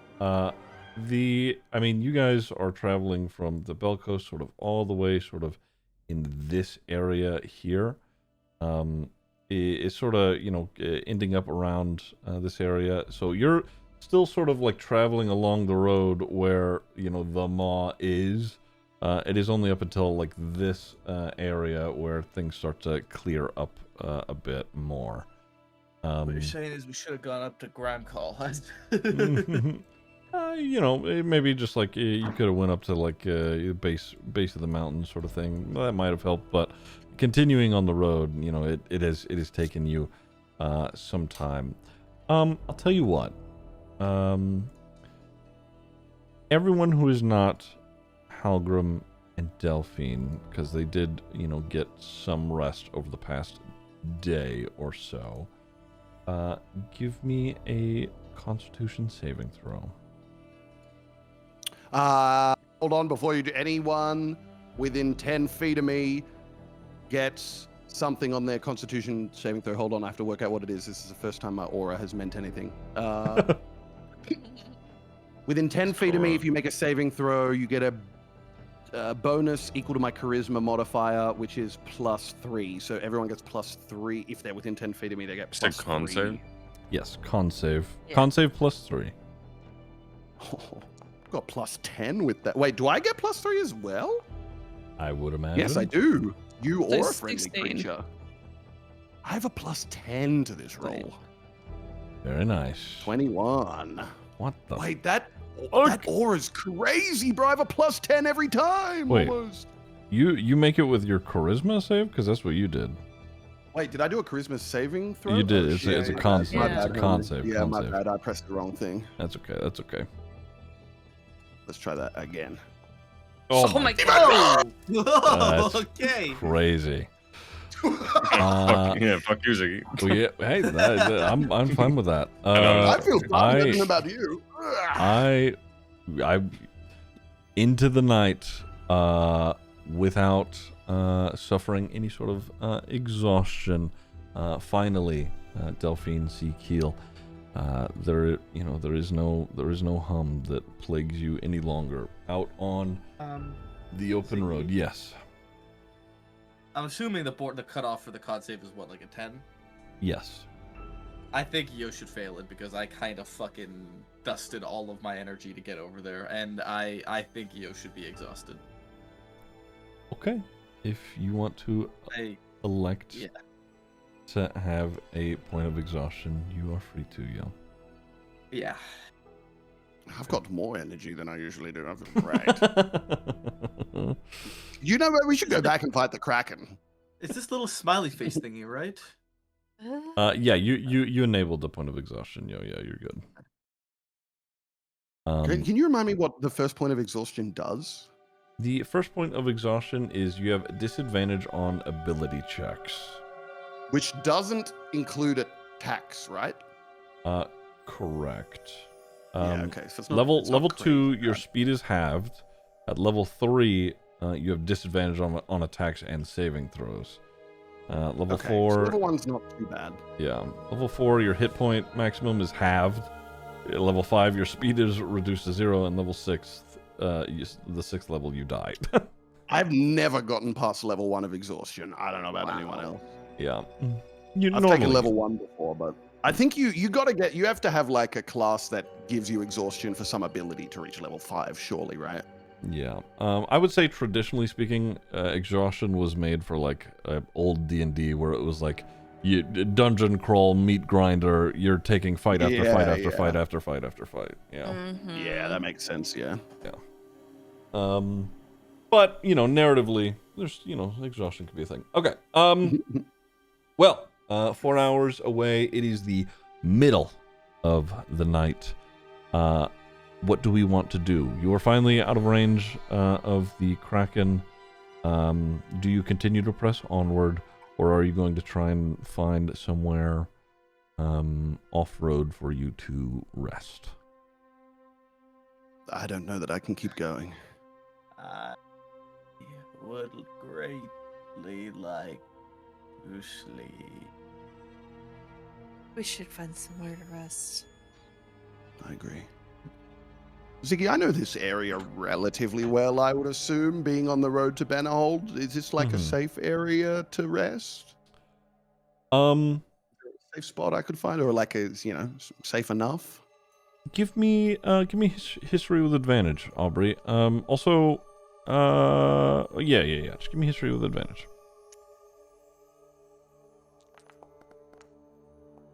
Oh, it was almost a 20! It was almost a 20! Or shoes and hand grenades. As far as safety goes, you sort of know the lay of the land. It's been a long time since you've been through this area. Could have, things could have changed. I think the only thing base knowledge that you know is you're not on it yet, but you are approaching what is the road that has been aptly named the Road of Ruin. Oh, fuck. whether or not it's dangerous, it's been a long time. Who Oh, knows? whether or not it's dangerous, it's called the Road of Ruin. We're approaching the Road of Ruin. I know. Sounds ominous. It is. We should find somewhere to rest up before we get there. I think I remember a clearing through here. I don't. I'm just saying it. I'm gonna just look for a clearing to park up in and pretend like I knew it was there the whole time. Give me either perception or survival.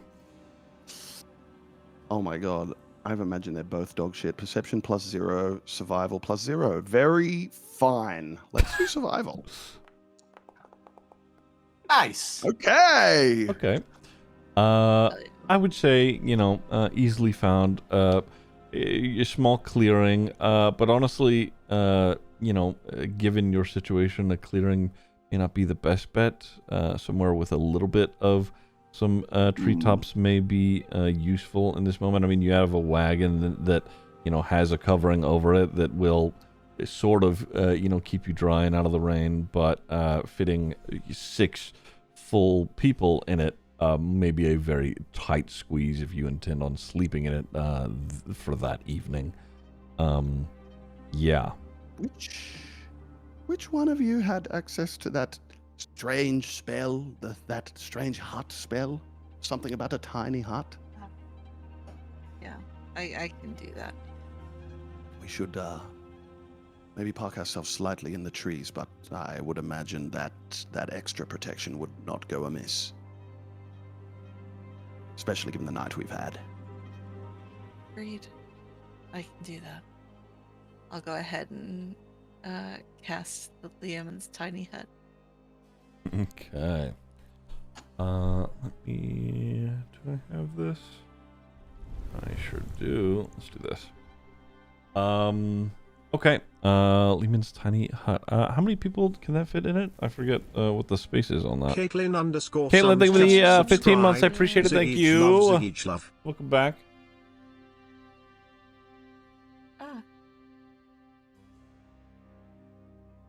Where's it at? Where's It that? can hold 9 creatures Oh. of medium size or smaller. Oh, you're chilling. Okay. Lehman's tiny hut. Easily done. Yeah, I mean, Delphine casts the spell. What does the hut look like as it is, shielding you from the wind and the rain in this moment? I think she's going to have it kind of be a. It's going to take on a very shimmery, not too shimmery, but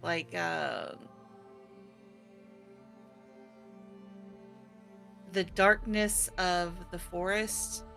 It's gonna embrace that and have twinkles here and there, which could be either starlight or it could look like fireflies from a distance. Okay. Well, nothing too inconspicuous. Easily done. You're able to take shelter underneath the hut. And if you wanted to for this evening, you could take a long rest here. Oh yeah, I want a long rest so bad. Oh my god, my luck points. I feel, as crazy you guys keep saying Chris never used his luck points, because I feel naked without my luck points. I feel positively vulnerable. It wasn't until like the end of the campaign that he actively started using them. Because it's like anything in a video game where you don't use it. I'm like, I might as well use it on bullshit because I'm gonna sleep soon. Yeah. Yeah. That I have to manually turn off. Wait, do I lose my exhaustion now or no? I think so, right? I believe you do. When you long think it rest, is you lose one 1 level. point. Yeah. Yeah. You guys didn't do much else other than, get out of town and go and get some rest. So, luckily the exhaustion's, not too big a deal for you. Hey, listen, I got a new spell that I was dreaming about. It sounds like you guys had quite the eventful day, but I can do this thing now. But I need to try it. So, does anyone want to ask a question? What kind? About any kind of question regarding a goal, I reckon, an event, or an activity that might occur within the next 7 days. Oh, something that might occur within the next 7 days? I've got a good one. I mean, I'm sure Ziggy could be like, I was thinking if you wanted to ask about what might have happened if you did something differently. Like, well, explain it. Explain this spell to me. Is this about something in the future or something that has happened? I don't know. Let's just try it. But it's gonna cost you 25 gold. It's gonna cost me, or it's gonna cost you 25 gold? Well, you're the one who wants to know, so you have to pay me 25 gold. Okay. I'll pay you 25 gold, but you have to promise to answer the question or cast this spell to the best of your ability. You can't chicken out once I ask the question. I will. Okay. Here's my 25 gold. I give it to him. Okay. Are you ready for me to ask the question? Well, you gotta just tell me the question, then I have to do it in the spell. Okay, but you're going to ask it. You promise? I promise it. I need to practice. Okay. My question is, what happened between you and your family, Halgrim, to make them so mad at you? You're a fucking asshole. I asked a question. I gave you my gold. Now cast the spell, motherfucker. I don't need magic to know what happened. Well, I gave you the gold right away, so tell me, and then I'll ask another question. Okay, Halgrim will begin lighting incense and takes out. He looks around real quick and then opens his coat. And he has like a small mouse in there. He quickly just breaks its neck and throws it in the fire in the middle. And then he asks. He casts divination. I'm just gonna use a spell slot because we're going to sleep. But so I guess this does say it's only future events. But it's up to you, Ziggy. Can I ask about the past? Yeah, you know what? Why not? If not, I've got questions about the future too, but I just thought this would be funny. What was your stupid question again? What? You know what? Let me rephrase it a little bit. What's the brother's name that hates you? Garen. Why does Garen hold a grudge after so many years? That's my question. Okay, Halgrim will begin casting, and I think it gets really dark. And you know, like when you're like somewhere at a pool or something, it's super loud, and then you put your head under the water, and it gets a bit like distorted and quiet. I think that happens with the conversation here. And yeah, Halgrim will ask Aubrey's stupid question. I mean, It says the GM offers a truthful reply. The reply might be a short phrase, a cryptic rhyme, or an omen. I think that Halgrim, you, not necessarily in a voice, but more of like a conveying of feelings, are told the exact thing that you already know.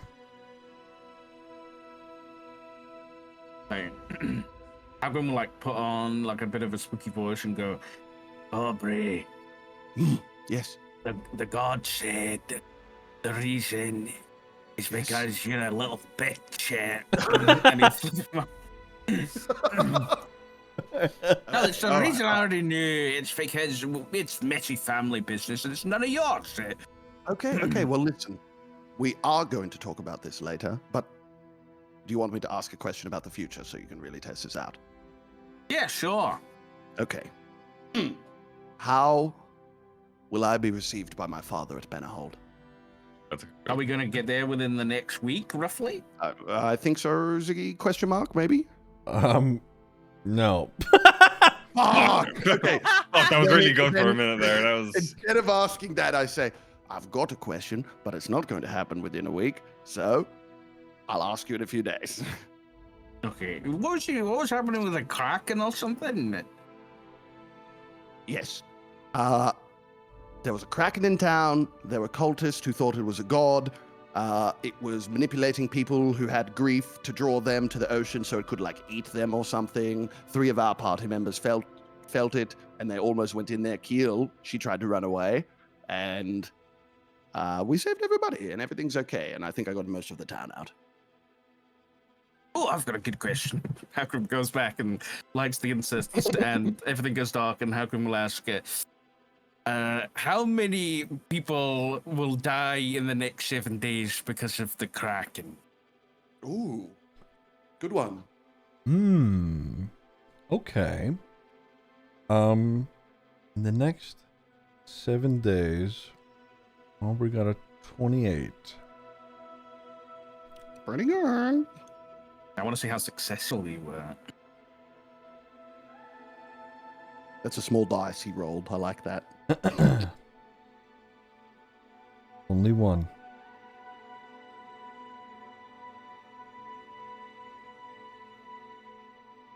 Well, rip Aldrich, I guess.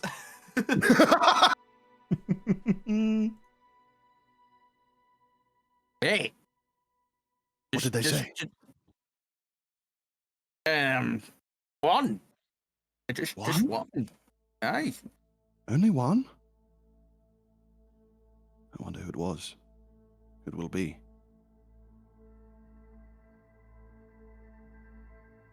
I'm going to bed. Aubrey's got to, like, sit there contemplating that, looking a little somber.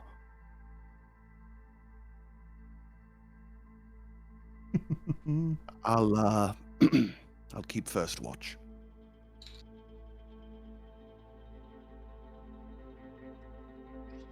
As everyone like wraps up, Keel's going to opt to not stay in the hut and look for a small bush that she can go to sleep in. I'm keeping watch, so I see her. I'm assuming I see her leave the hut. It's tiny. Yeah, she's not trying to sneak out. She's attached to Spine still with a rope. Keel. She's just trying to find a like little spot. Keel, where are you going? I was just gonna sleep somewhere more comfortable. Not safe out there, Keel. Fine, I'm attached to Spines. It'll be alright. Listen, I kneel down in front of Keel. I'm sorry about what happened. I'm sorry we tied you up. I know that can't be pleasant for you. But right now, after everything that happened, we need to stick together. It's been a lesson I've had to learn. We need to operate together, Keel. Keel's demeanor is gonna kind of drop. I don't really think Delphine What about her? has said sorry about the whole thing. I So know. I think I'd prefer to just stay in a bush. I'm I good. know. Please understand. Delphine, she's suffering. She doesn't know what she did, I don't think. Not to you. She doesn't mean you any harm, Keel. You know that, right? If you want to go out there and sleep, that's okay. I'll keep an eye on you. But you know she didn't mean any harm by you, right? You know that?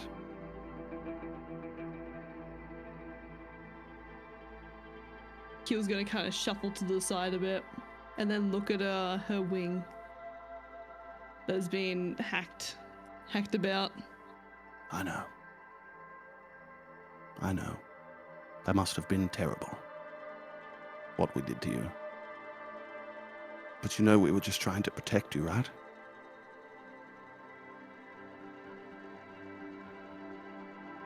You can be upset. You can be mad. But as long as you know deep down that we did it to protect you, then that's all that matters.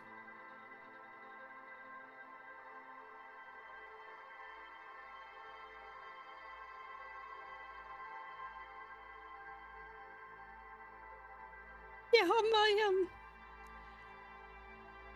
I think I'll spend the night out here with Spines. Okay. That's okay. I'll watch you.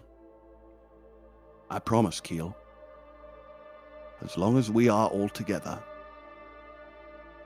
as long as any of us are together,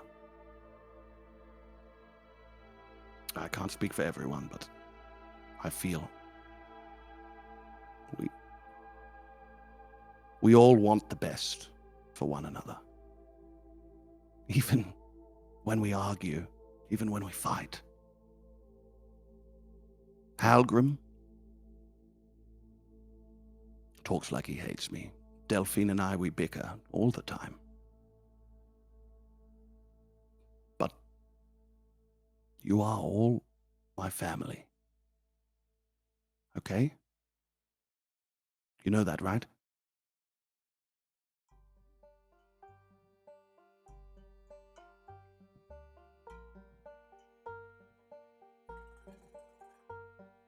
Includes Spines, right? Of course that includes Spines. He's as part of the family as anybody else. Do you apologize to Spines? I'll kneel down in front of Spines and I'll like pet him in a way that doesn't hurt me because he's a bit scary. Spines, I'm sorry. I'm sorry for tying Keel and you up. Well, sticking you in a piece of wood. And I'm sorry for asking you all those questions.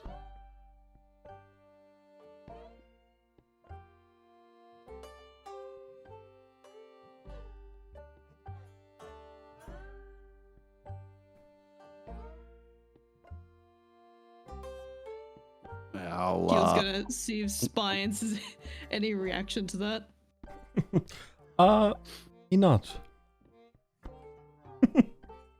I raise my eyebrow at the nod, and then I'll turn around to Keel, and I'll put my hand on her shoulder, and I'll say, "Good night, Keel. I'll watch over you. Go on." Keel's gonna walk off and then quickly like run back, dragging Spines. Do you have any spare metal? Metal? Yeah. Look here. I've got this lamp. It's made of metal. I have some old chainmail. Will that help? I'll take both. Okay, I'll give him my lamp and my chainmail that's in my inventory. I don't know how to transfer that to someone else's inventory. Are you able to do that, Ziggy? I could do that, yeah. Lamp and chainmail. Mm-hmm. Got it. Okay.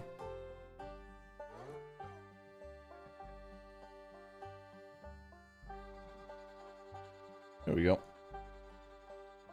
That is sorted. Perfect. And I'll keep first watch, keeping a close eye on Keel in her bush until somebody comes and takes over the watch. Okay.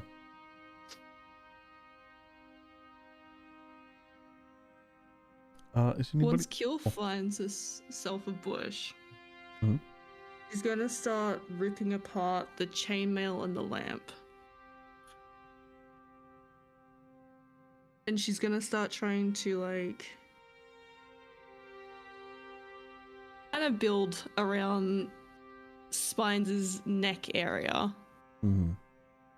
She's trying to make a way for him to communicate, whether that be through plunking a metal or making out certain vowels or just some way for him to communicate easier than just nodding. Okay. Give me a Smith's tools check.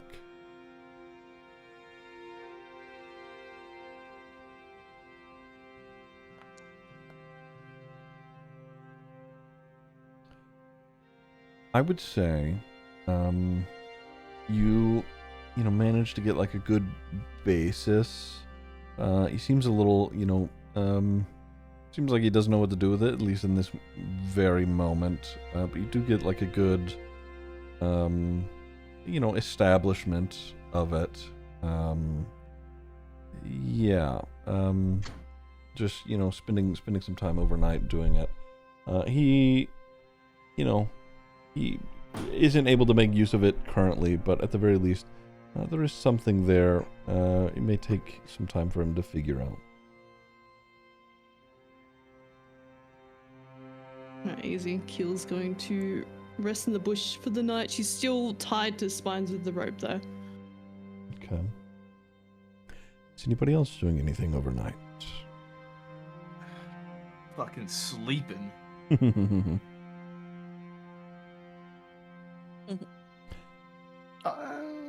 She's tied to Spines. I probably can't get at Spines at all without Keel noticing, can I? Would be tough. What are you trying to do? I just like nothing crazy. I just want to like talk to Spines, I guess. But I don't want to do it if I think Keel. Well, I want to do it a decent distance away from Keel. How long is the rope that's tied to her? Oh god. I'd say like 1.5 meters. How much is that in foot? That's not much, huh? Fuck. Okay. You know what? It's enough, though. I will temporarily, before the end of my watch, I want to exit the hut. And I want to position myself about as far away from Keel as the rope is and try to get Spines' attention and, like, wave him over to me. Because I'm starting to realize that he understands things. Or they understand things. I don't know what gender Spines is. Okay. I would say, fairly easily, staying in a way that he gets to keep an eye on Keel. Spines comes over. I look at Spines, and I lightly grab. How many does it have? It's like a bunch of legs, right? He's 4 legs. I grab his front leg and I say, "For yes," and I tap it once, and I say, "For no," and I tap his leg twice, and then I release my hand and I say, "Do you understand?"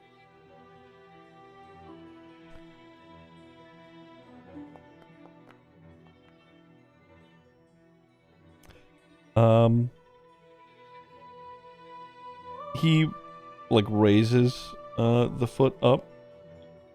He sort of like holds it there. There's like some comprehension, but it seems a little fuzzy. Okay. I'm whispering this whole thing. I don't know how this works, but I want to understand. Do you know Zelo?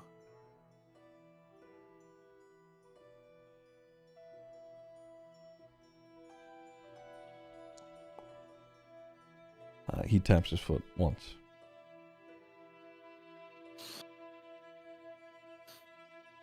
Does Zelo know you? He does the same thing again.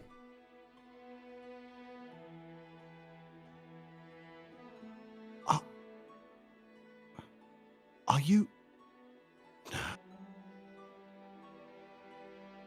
No, it couldn't be.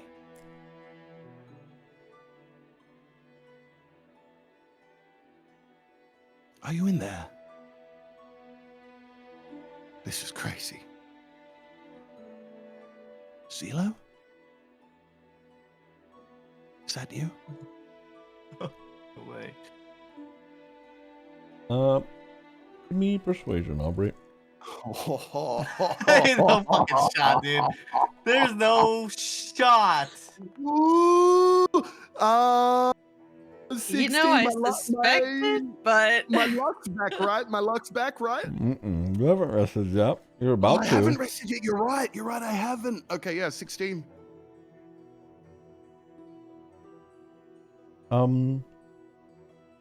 There is no response. does not tap at all.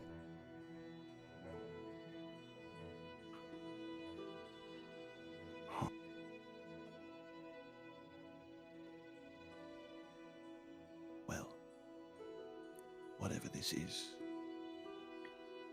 I know you care about her. I know you're more than just a machine. What I said to her was true. I will try to protect you as well. Okay?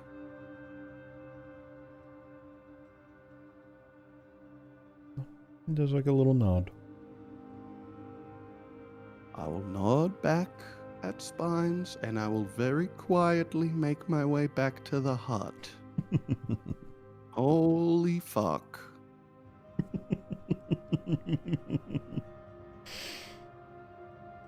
Okay.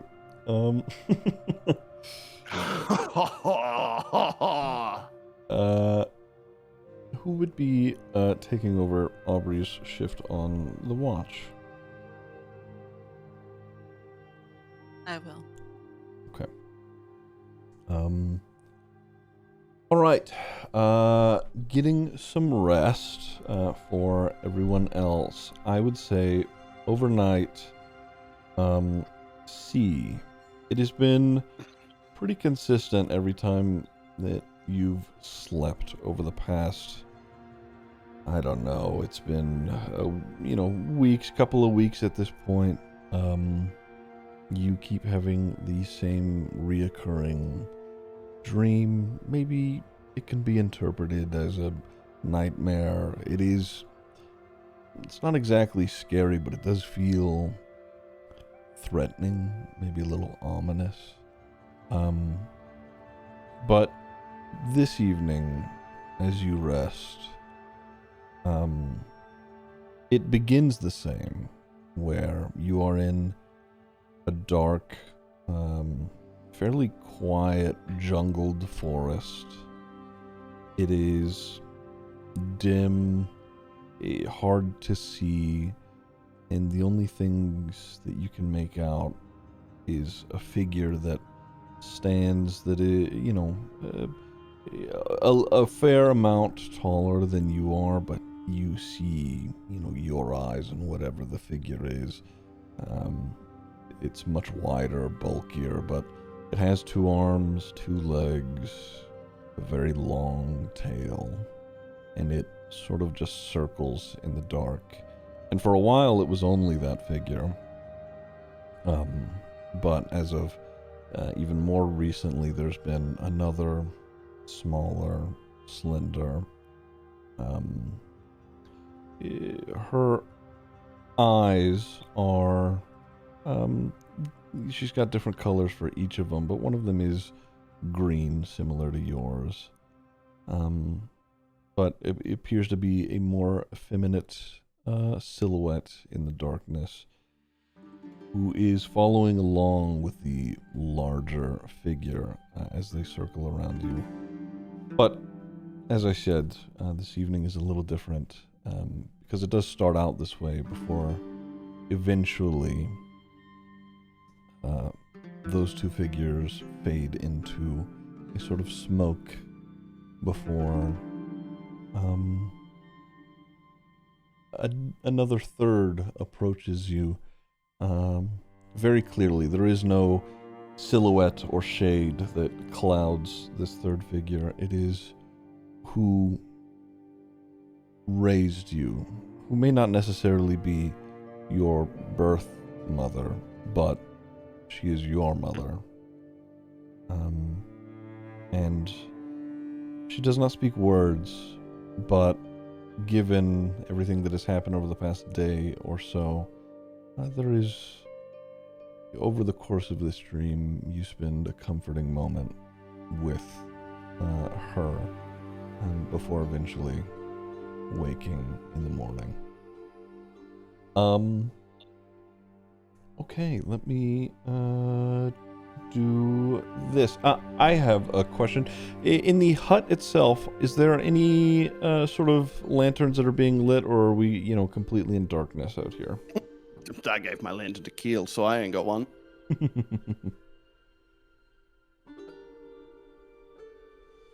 Does anybody think that they would have anything lit overnight? I think Halgrim probably would have a lantern or something, because he'd probably be reading before he went to bed then. Okay. Light dim of spines and eyes would be about it around Keel. Mm-hmm. Okay. Delphine would probably have something like a twinkling star nearby. Okay. All right.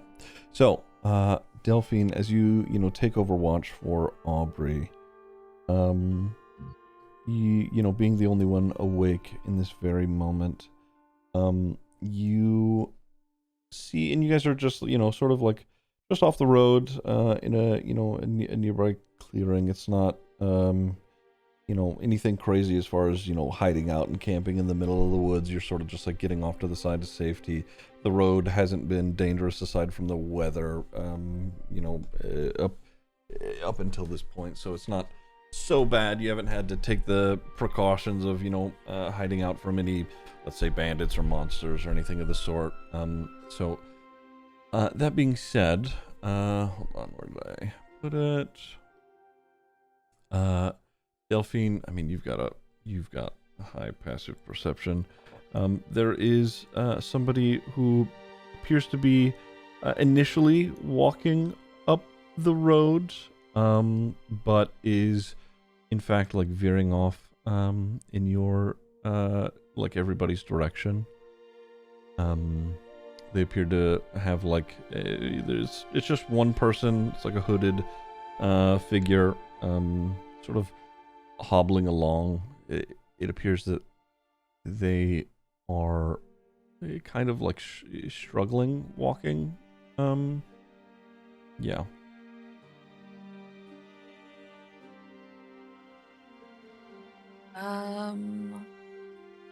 She's going to focus on this person, and she's going to stay quiet, but her eyes are going to narrow, and she's just going to quietly watch to see what it is they're doing. Okay. Give me perception.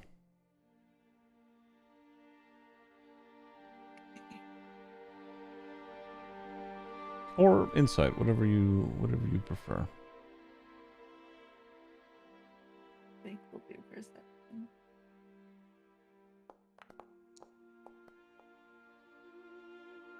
Okay.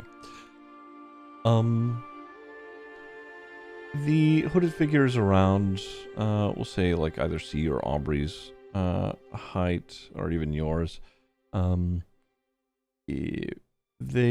they veer off the road, something that you could recognize, especially doing all the travel that you have thus far, is people normally aren't walking on these roads unless they're like in proximity to a town or a settlement of some kind. Most everybody is going to be in these areas either on wagon or a horse or some kind of mount. It doesn't have to necessarily be those animals. But this person is walking. Their robes are like a dark, very dark black, sort of ragged. The bottoms of it are covered in dirt. And as they approach, sorry, go on. No. I'm listening. Mm-hmm. Yeah. Squinting your eyes, getting a little bit of a closer look. It's hard at this distance to make out a face at all. And in fact, it's like what initially you think is like their skin tone is like this bright white. But as they continue to get a little closer, you see that it's not skin at all. It's a smooth, ornate, like white porcelain mask with like blue accents around like the eye holes. And the rest of their body appears to be covered in like a fairly it's dark clothing, but there appears to be a point to not be showing any sort of skin as they continue forward. Ooh, okay. Does this ring any bells to me at all? The mask or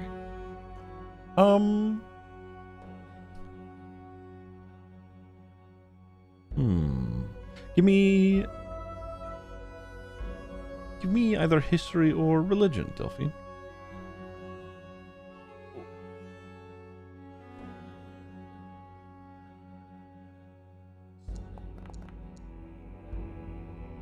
oh, damn it. It was almost a 16. 12.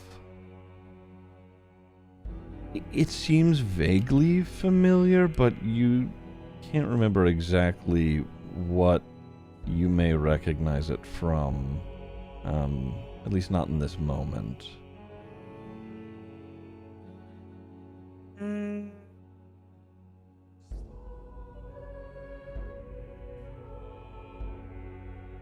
You know what? Here, I'll do this. Delphine is going to duck into the hut and oh god, who? Probably C. She's going to like grab the tip of his boot and shake him gently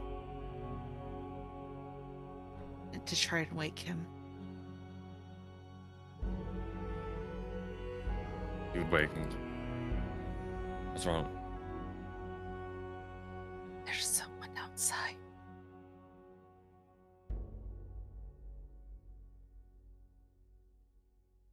You'll get up and I guess we're in the hut, right? So you just slowly. I have the thing back, right? The cloak. Or meant to mention that earlier, but we were doing a lot of talking. So.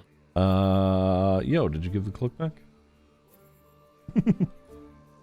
No, it's okay. I don't think we expressly said it, so I'm fine with no. Dude.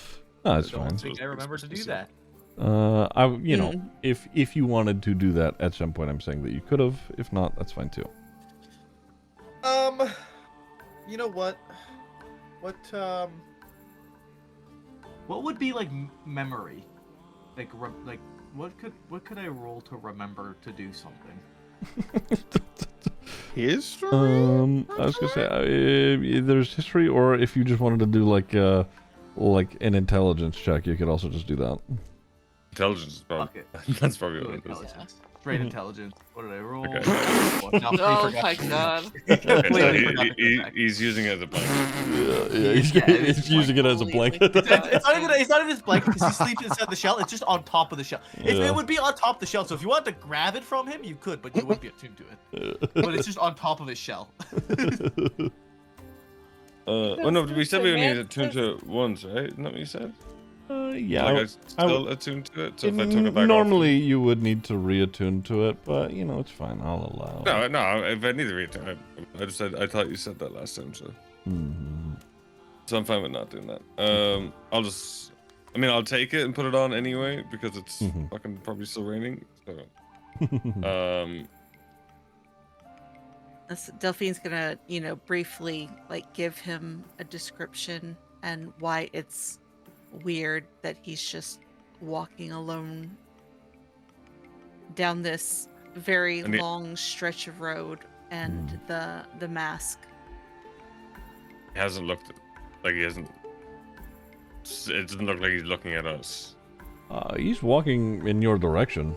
Hard to know if he's acknowledging that you exist. He's a masked figure.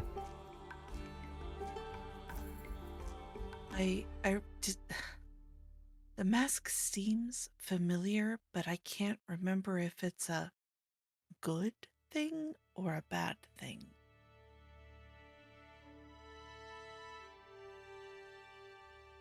So we'll go outside and stand in front of, or stand probably to the back of the wagon, just in general, waiting to see what this person does. I guess. Okay. I'd see him. Would I recognize anything? Probably not.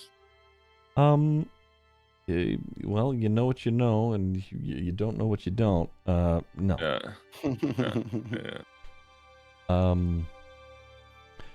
as he, he continues to, slowly, hobble up towards the clearing. As he gets there, he sort of is doing his best to keep a hushed tone, but he finally speaks. He's, hello, sorry, I don't mean to disturb. And he sort of he sort of holds his hands open like he's trying to appear as, non-threatening as possible. He's, I was hoping I could, maybe, and he looks over at the wagon. He's, when you are all done resting, I could maybe bother you for a ride.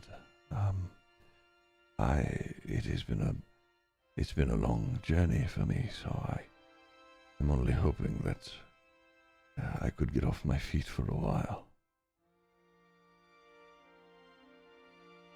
What's your name, stranger? Yorbua Inepeld.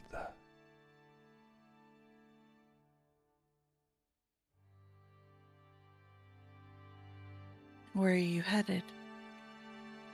I am headed in the direction of Banhold. There is someone there I meant to speak to.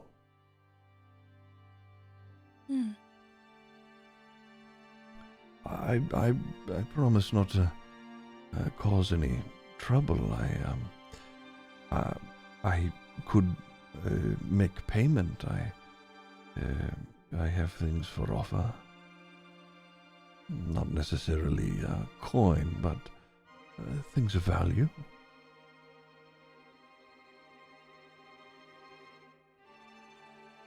How have you come to be on this road alone? That is the question, isn't it? I fear I do this sort of thing often. What is the term for it?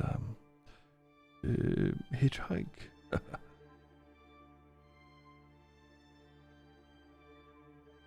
Can I do an insight check? Sure. As she's doing that, there's alarm bells are ringing, so I'm gonna wake the rest of them while she's talking to him.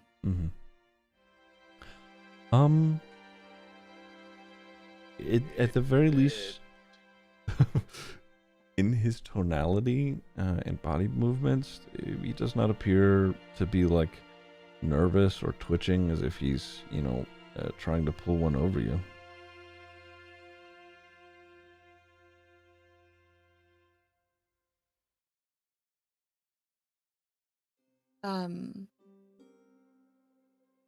Delphine's gonna look to see. Walking back out now with whoever wakes up, I guess. You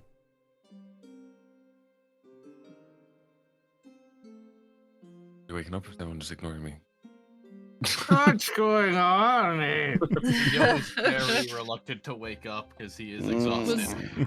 Keel awoken in her bush? Was she still in the I don't know. bush? Well, depending on how hidden Keel, I don't know what bush it's in. Yeah, it's like none of us know where Keel is, so yeah. I would have told Delphine where she was before we swapped watches. Oh, okay. If Yo would only poke his head out, and he would say, "Must I wake up?" That's right. I just went to sleep. What's wrong? There's some old man here. So tell him For to a ride. fuck off. Oh, that sounds like you. Maybe we should help. Maybe you him. should stay. Maybe you should. What does he want? A ride? Anything else? Need me? Yell. Okay. Yo will go back into his shell. God, he just wants a ride, see? That's what it sounds like, but it seems a bit odd. How did he even know we were here? We're in... Would I have heard the hitchhiking part? I probably would have overheard it, yeah. He says he does this stuff all hitchhikes. Hitchhikes, but he's wearing a remember. white porcelain mask. We are in a protective spell. The fact that he even noticed us, yet alone approached us to ask for a ride, is... I mean, he might have noticed the wagon. No, he noticed the wagon. Ah. I see. It's still. Can I see the man? I would say so. I would say he'd, sort of approached. He's out in the open. I mean, truly, like, he's sort of leaving himself open as far as, being vulnerable. Do I recognize Athena's his gonna mask? motion to him to, like, sit Hmm. so he can rest at least. He does just that. Give me history, Aubrey. I was going to ask the same thing, but can I just give Aubrey advantage instead there? Sure. Okay. History.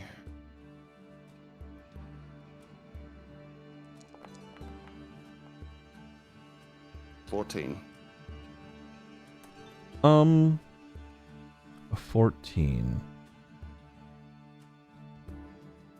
On a 14, you have seen, not exactly this one, but you have seen a mask like this at least once before.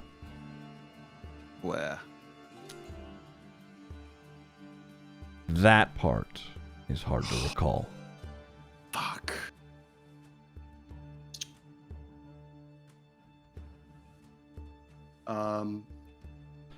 I will say, I'll... on a 14, there is no, at least in immediate, immediate memory, there is no negative connotation to the mask. Okay, I was going to ask that, but I didn't know if it was too much. Is it not like the mask that C has now? Or is it different? No, it is different than that. Okay. Can I step out of the hut next to Delphine? And I'll say to the man, my friend,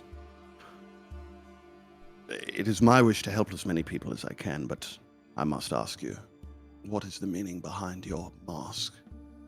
Why do you wear it? Why do you conceal yourself? I like my privacy, that is all.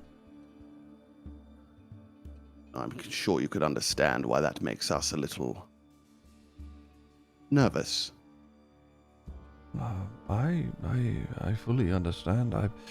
You need not take me in. I am only asking for a service, and I will, exchange things of value in return. You say it's for your privacy, but I recognize that mask. I've seen it somewhere before. What do you have for sale?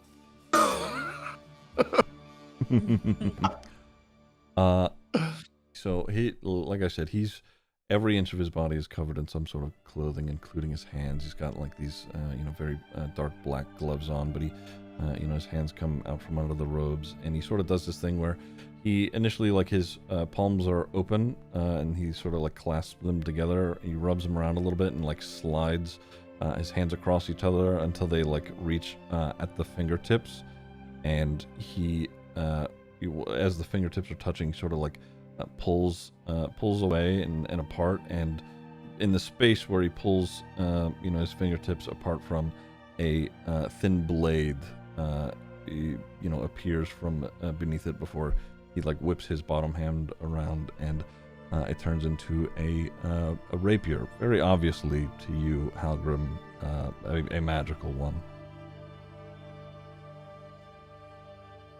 Oh, wow. That's nice. And he sort of silently nods.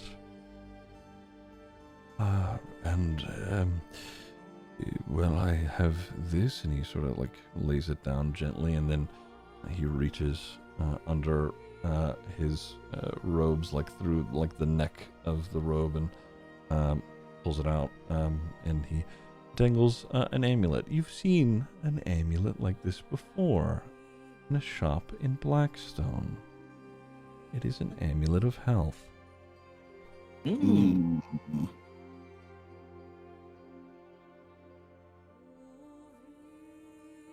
Are Interesting. you hungry?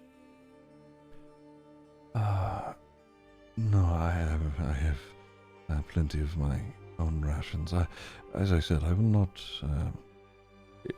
not cause any trouble nor inconvenience.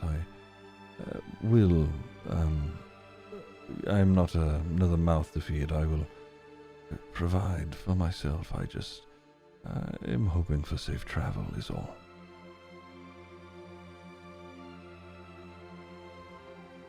Can't speak for my group, but I would like to provide it to you, but I must ask you again. I recognize your face covering. Is it yours alone? Or do you share it with others? I've seen it before. I know I have.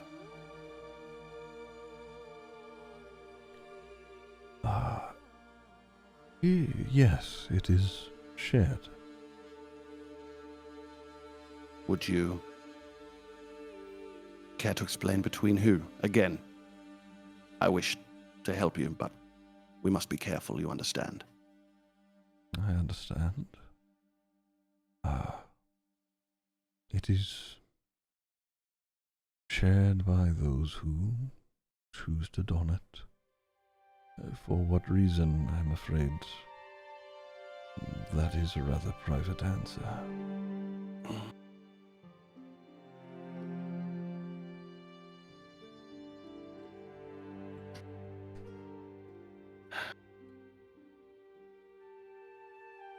And if we say no, what will you do? I will continue as I must.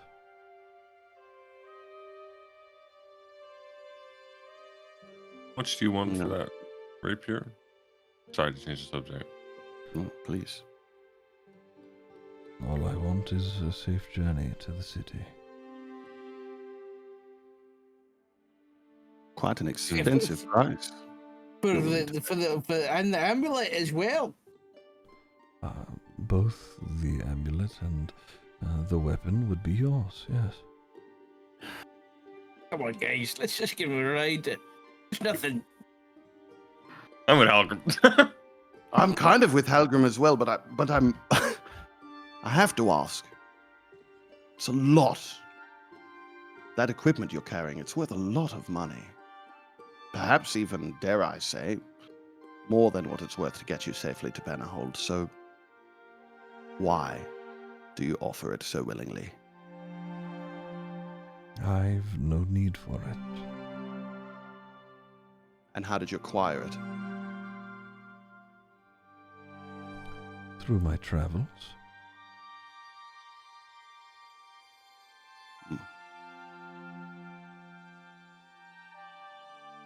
Well, I don't know about all of you, but there's 6 of us and 1 of him.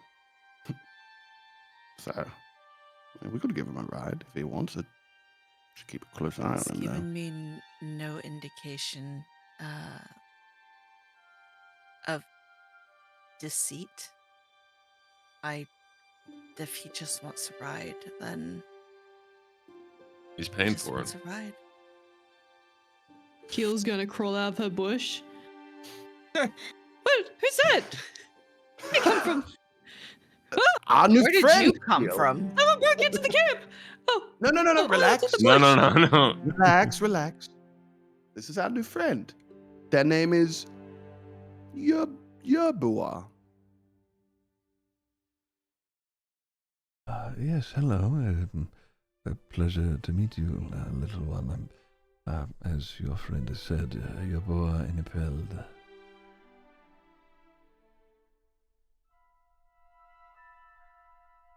Keel's gonna blink a few times.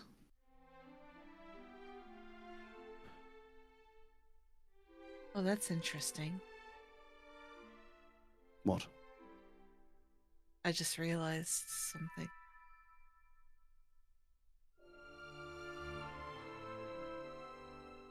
Oh my god, so did I.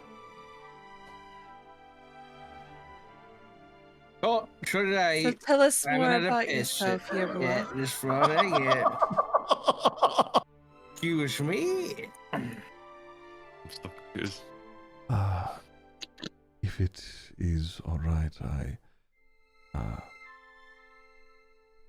in exchange for these things, I would prefer if a safe journey to Bannerhold and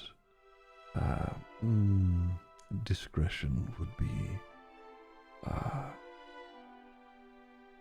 applied to this. So I'm afraid many questions I cannot answer.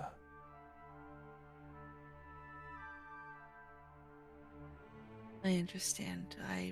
It was not my intention to pry. Silently nods.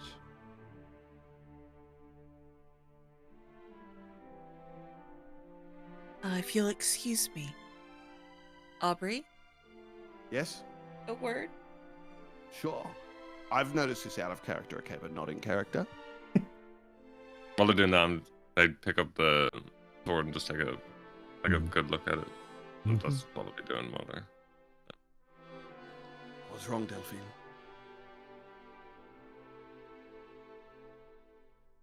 Have you gotten anything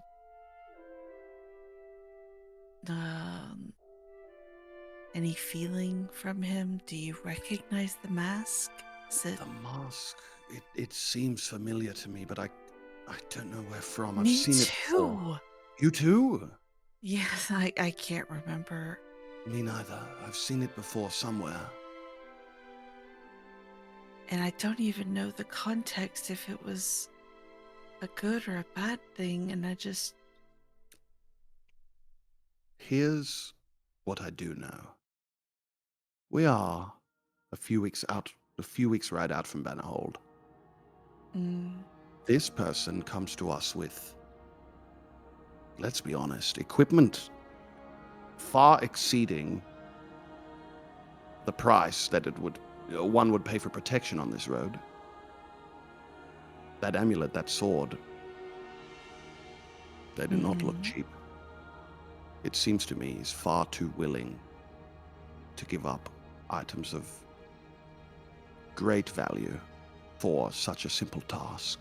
I don't sense any dishonesty in their voice, but something is off.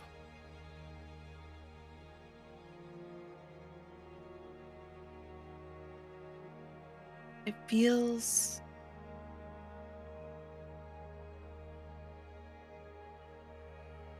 more than that. How do you mean?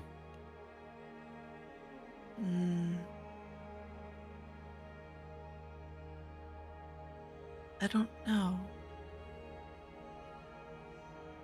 But I don't see the harm. Ziggy? Mhm.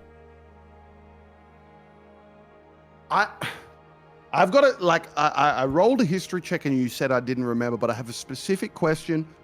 Tell me to forget about it if I should forget about it because of my history check, okay? Mm-hmm.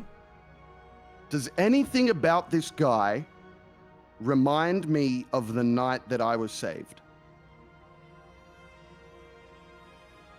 It sure does. Fuck.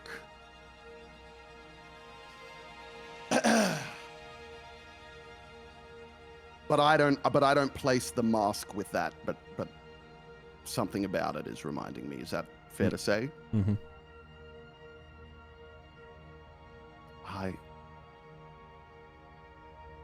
I don't know who they are or what they want, but I want to trust them. Something feels familiar. Yeah. Like I said, I don't get anything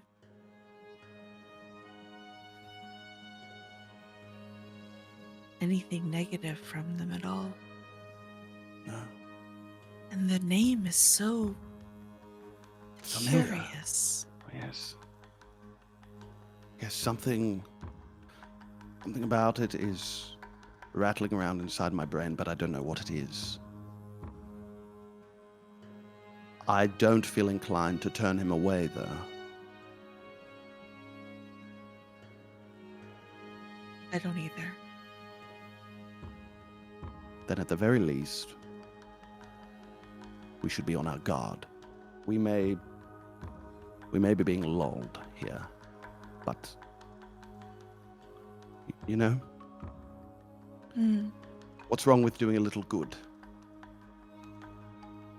Well, we weren't able to do much for the people of the Bell Coast, but maybe we can help this person. Delphine, I think we did plenty for those people. I believe that once we get to Bannerhold, well, I'll have a lot of explaining to do, but I think we'll find we have a lot of friends arriving shortly after us. Aubrey, for what it's worth, I am sorry. I know. Me too. I'm sorry I didn't say anything when that terrible woman was chastising you. No, I think it was just more than that. I was just trying to find something to blame. It's okay. You are, all of you, like it or not, my family now. And we may bicker like brother and sister Delphine, but I love you like one too.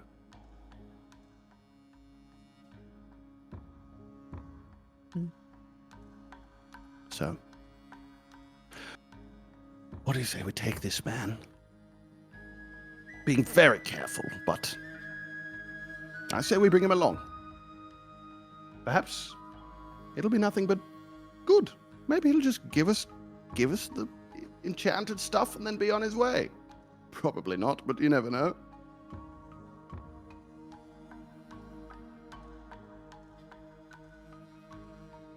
Yeah, I mean, and like you said, if he does have nefarious intentions, and we do outnumber him considerably, so. We do, and I have no doubt in our ability. So let's get him to Bannerhold.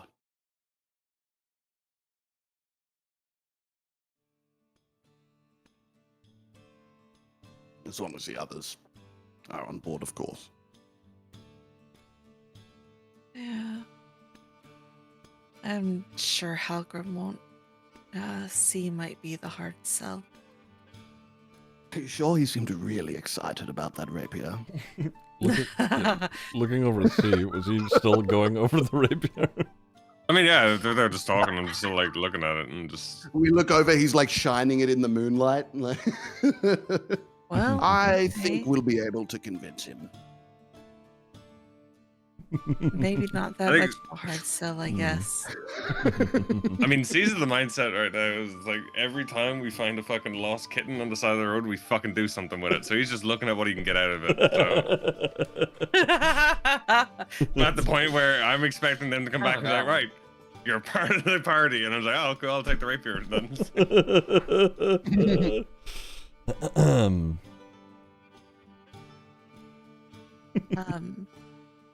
As Aubrey takes steps to walk away from her and rejoin the group, it's going to hit her all of a sudden because she kept saying his name over and over in her head, and she's going to reach out, she's going to grab his arm. Wait. What? Think about it. His name. Yerbua. Yerbua? Strange name. Yerbua. Flip it around. Flip it. What the fuck? What's your name backwards? And his last name? Anapled. Oh, hold on. Yeah, Bua. That's Aubrey. Delphine. Yes. That's concerning.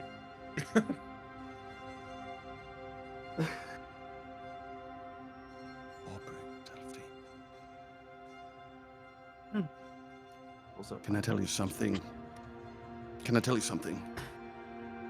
Of course, you always have been. I don't. Do you remember I told you about the night I was chased out of Bannerhold? Right. I was saved by someone that night.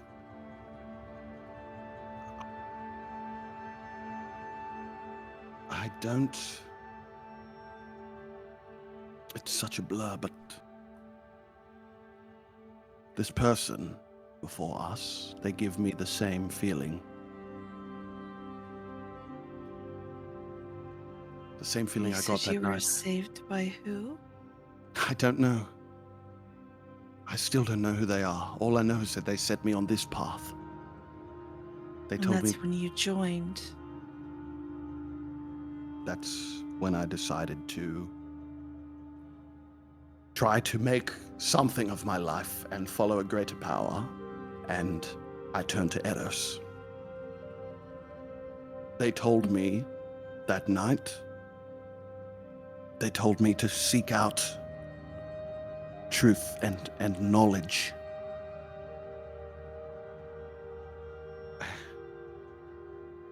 Something tells me this man may hold some truth.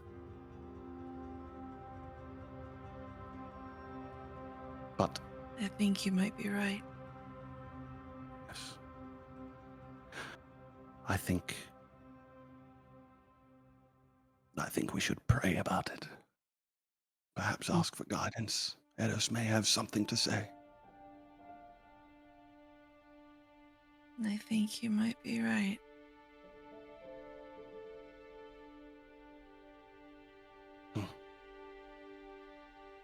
But first, we should invite him to join us. Do you agree?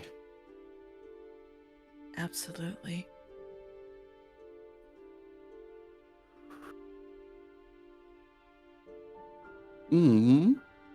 I will step back outside the hut,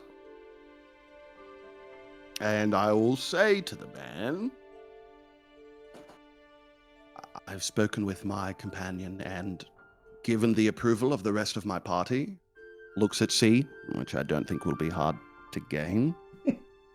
I'm not even gonna pay attention because I know what's coming. Literally not even paying attention at this point. We would be glad to offer you passage to Bannerhold, my friend.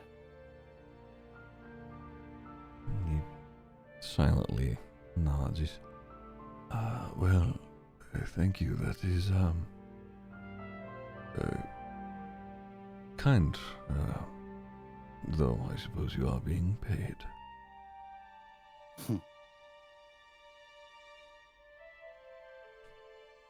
Yes.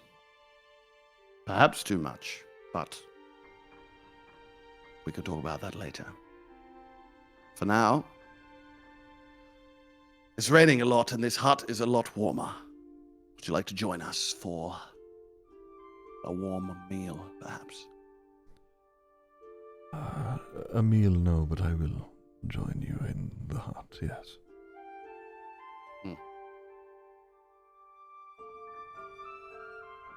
I'll look at everyone else to make sure that they're cool with inviting this guy in. Delphine is 100% fine with it. Your Qonqo's still in his shell.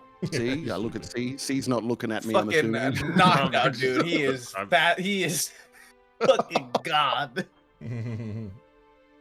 He's gonna wake up and be like, "Who the fuck is this guy?" That's exactly. It's what's about to happen. Okay, I'll like wave him inside the hut, and I'm still gonna sit down if we have like a campfire type of dealio. I don't know how big this hut is exactly, but if we have like something I can cook like a hot meal on, since it's early in the morning, like a hot breakfast meal, and I'll hand it around to everyone, and I'll try to hand him a bowl, even though he said no. As you go to hand him a bowl, he sort of like he holds a hand up, sort of just gesturing like he's okay. I'll just nod and take the bowl for myself. Sorry. He's sitting around, with all you. He's, I apologize for the, I understand that I have woken those of you here. You should continue to rest.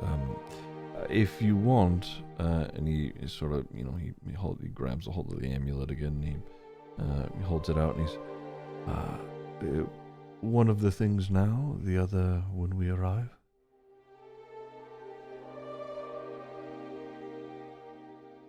Seems agreeable to me. And I'll hold my hand. Oh, go on. What's special about the rapier?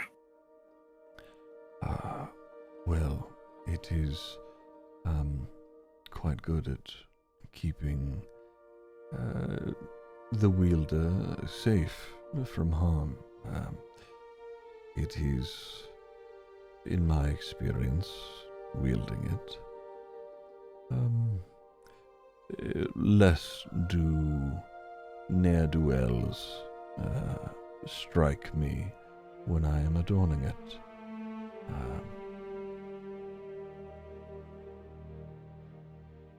Mechanically speaking, as he, describes the rapier, it is the item is called a Defender's Rapier. It is a +2 bonus to attack and damage rolls made with this weapon. Not only that, the first time you attack with this sword on each of your turns, you can transfer one or both of the sword's bonus to your armor class instead of using the bonus on any attacks for that turn. For example, you could reduce the bonus to your attack and damage rolls to a +0, but you would gain a +2 to your AC for that turn. Damn. The adjusted bonuses remain in effect until the start of your next turn. Yeah. And the Amulet of Life, how does that work? The Amulet of Health, let me... where's it at? Your Constitution score is 19 while you wear this amulet. Oh my god, what?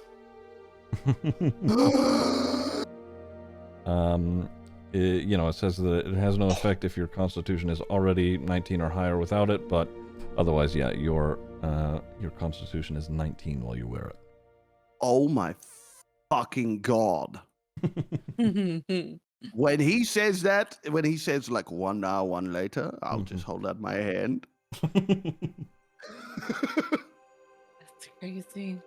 That's fucking awesome. What the fuck?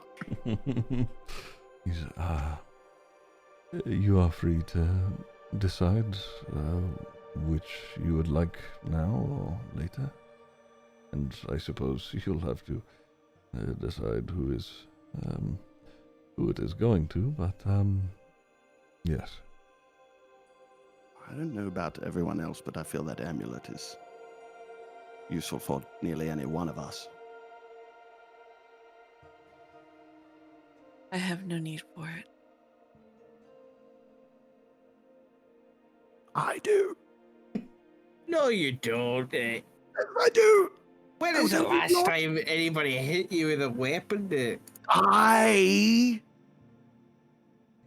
What? All the time.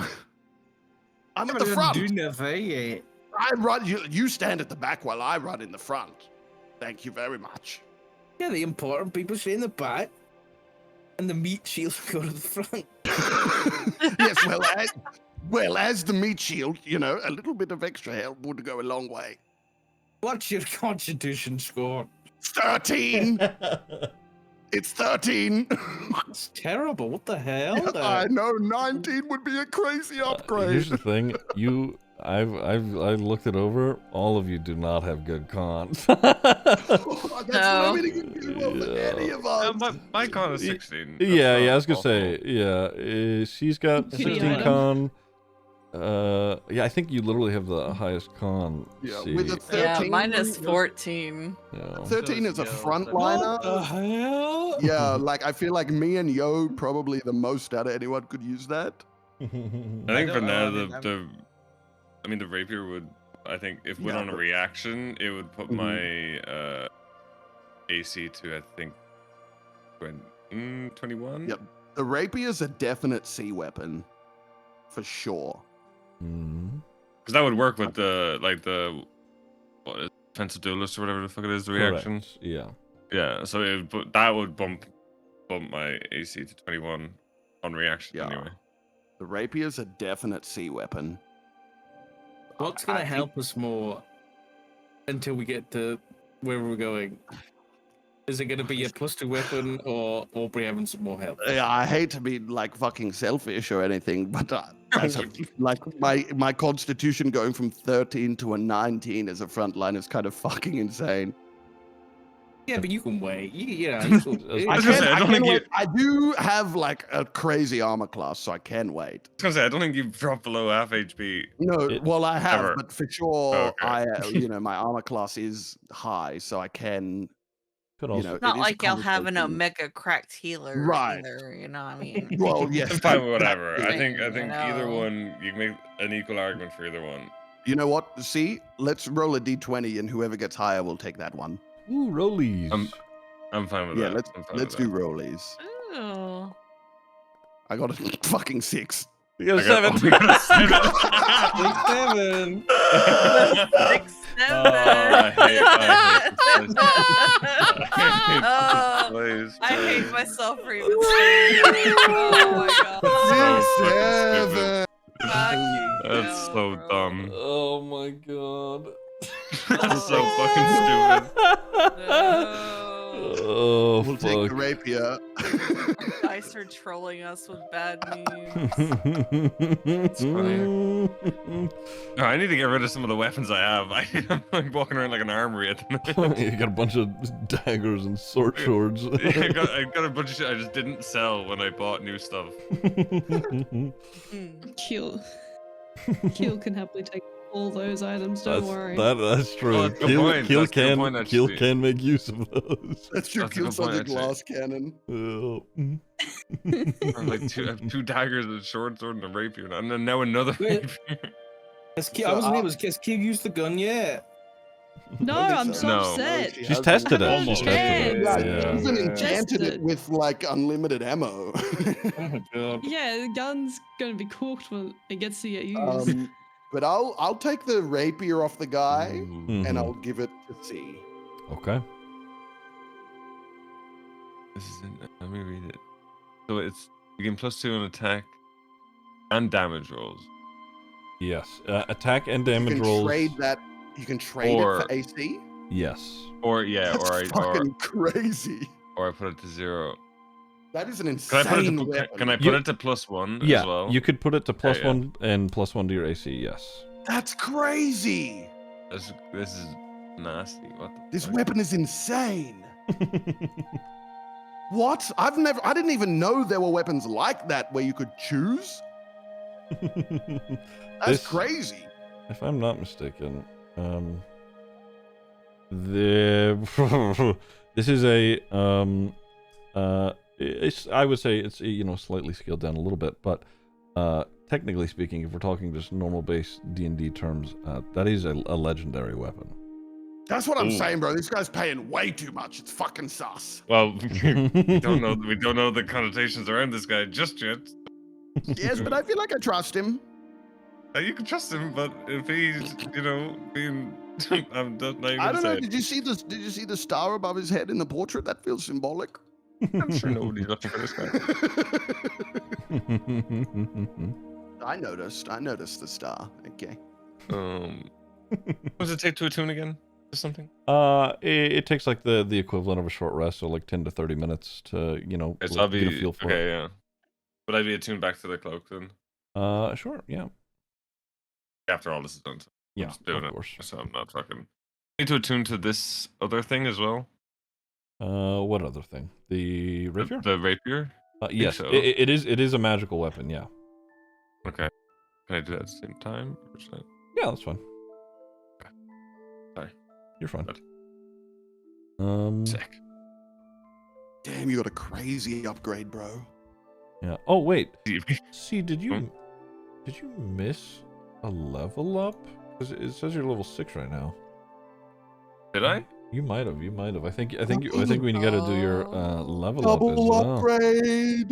Yeah. Level 7. Oh. We level up. No. The rest of you already dead. The rest of you already dead. Nearly. Fuck. Not you, Keel. Oh wait, like the actual level up. Like, Yeah. Bro. Yes. You should Yeah. be level 7.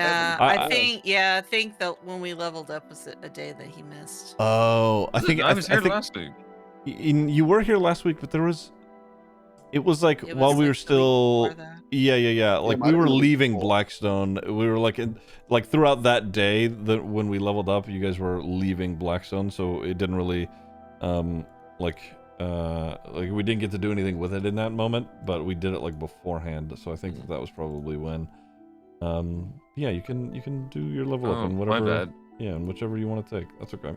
Oh, well, it's gonna be wizard again. All right. Oh my Going god, with wait, that. you're a multi-class? I didn't even fucking realize. Mm-hmm. Yeah. Yeah, I'm going with that. Okay. Wait, who else is multi-class? I think it's just Is you it just and me and C? Yeah, you and C. Or the Oh. D6. Mhm, This is my mhm. first time Four. ever multi-classing, by the way. It's very exciting. Mhm. Each- I'm a Okay. simpleton. I don't. Me too, Wait, bro. that's Like, amazing. usually that's my jam, is being a simpleton, and like, I usually go barbarian or some shit, you know? I fucking. Can I get anything else? I I get an love extra being spell a- slot. Mhm. Love being a big dumb guy who hits stuff. That's my favorite. Does that mean I can pick another spell? But I'm telling you, if Aubrey dies, I'm I bringing think Mung into the game. So. Let me Not see. allowed. Yeah. You get another spell slot, and I think some more spells. Soccer, are you here? He said he'd be right back. I don't know if he is. Sorry, this is like the You're- worst time to do No. this. so You're if, like, fine. You're I fine. can- You're fine. I can do it in the background as long as I'm just pointed in the right direction. Yeah. Just have a look around. We will do that. But granted, the rapier. The rest of the evening here. This mysterious hooded figure, whomever they may be, joined you. He's truly he does not bother with engaging in all that much conversation. If you talk to him, he will obviously talk back, but otherwise he's a very just idle figure. And in fact, to be honest, as time passes, some of you get some rest. Whoever's keeping the back half of watch, maybe it's Delphine or whatever. There are points in time where it's straight up. It doesn't look like sometimes it doesn't look like he's moving at all.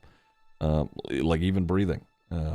There's like almost a statuesque feeling towards him sometimes. But yeah, otherwise he does not, he does not bother with bothering anybody or asking any undue questions for whatever reason. Yeah. Another, just a point that I will make out, because he's here in the hut with you guys, getting a little closer in proximity, looking at the mask and into the eye holes. It is fully complete dark in there. You do not see eyes in the slots whatsoever. Yeah. Okay. When I'm like, before I go to sleep that night, I want to just like meditate and do a little prayer Mm-hmm. to Eros, and like, you know, just like the general, am I on the right path? Are we doing the right thing? Aubrey's a guy who feels very unsure in like if he's doing things correctly with this whole like faith thing. So he's asking about a lot of like unsure about himself, you know. So like he feels like he's doing the right thing, but he's always double checking. Mm-hmm. When you do this prayer, are you in the hut doing this, or are you sort of like off to yourself? How does this happen? I guess the hut's really close. Like we're all really confined, isn't it? Yeah, it's like essentially a big tent. I don't think I would have left the hut, but I think I'm like very much just kneeling down and saying the prayer in my own head. Mm-hmm. I'm not like saying anything out loud. I'm just sort of praying to to myself or whatever. Not to myself, but you know what I mean. I would say as you are doing this prayer towards the tail end of it, for the first time in some time, Delphine, you see this figure. He stands and he walks over to Aubrey and he puts a hand on Aubrey's shoulder. What, while I'm doing the prayer? Yeah, like at the end of it. Oh, fuck. Oh, fuck, I knew it. Oh my god. Aubrey turns to the person and just bows his head very lowly. And he does the exact same. Oh my fucking god. Okay. Holy shit.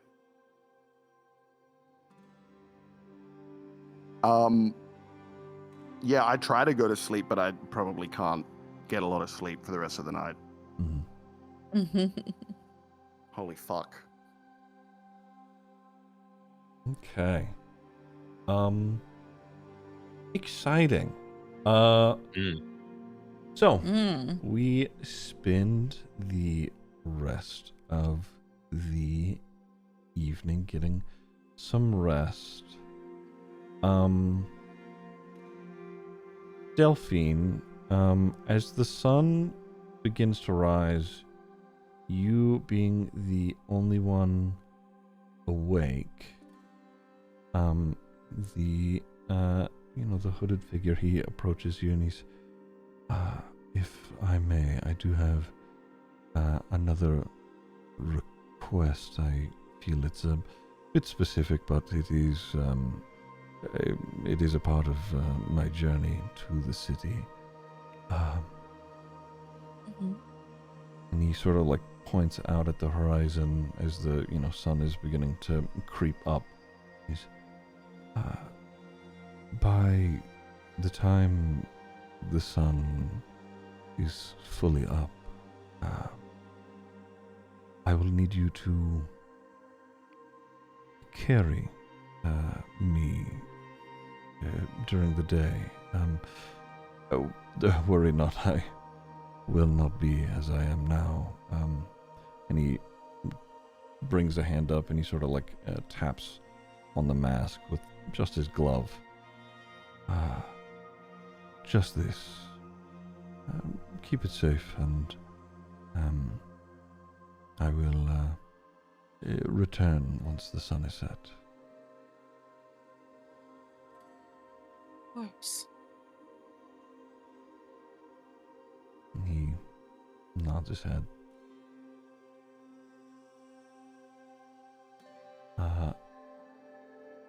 If that is all you say to him, more time passes as you all finish your rest. At some point, Delphine, continually as the sun rises, everything about the figure except the mask becomes opaque. He begins to become sort of see-through the more light is cascaded from the sun itself, before eventually he is gone in his entirety, and there is nothing but a mask that remains laying on the ground.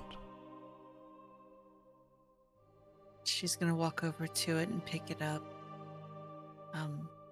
clean it off, and wrap it carefully, tuck it away in her bag. Do I What see did you this? do, Delphine?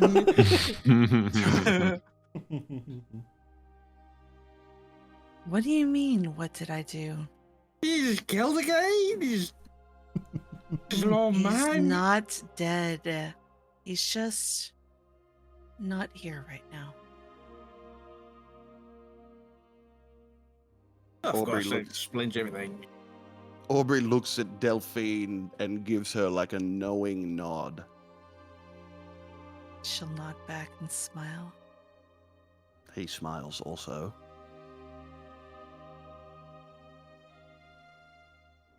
Well, we should be on our way, should we not? So hold on. Let me get this straight.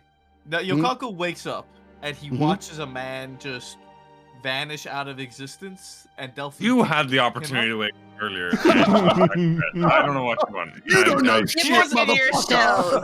He was exhausted. I just want to make sure I understand what he's seeing when he wakes up. I just want to make sure I understand what he's seeing when he wakes up.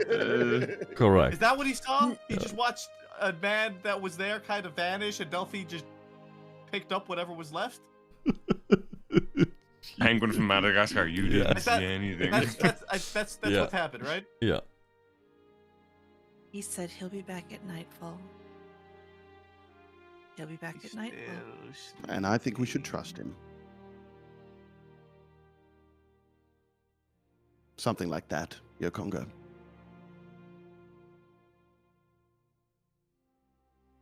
But, you know, sometimes questions are better left unanswered. Mm. And sometimes it's best to just have a little faith.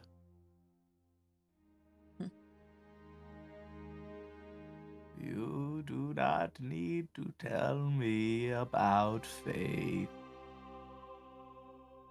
Well then, we've quite a long road ahead of us. Shall we?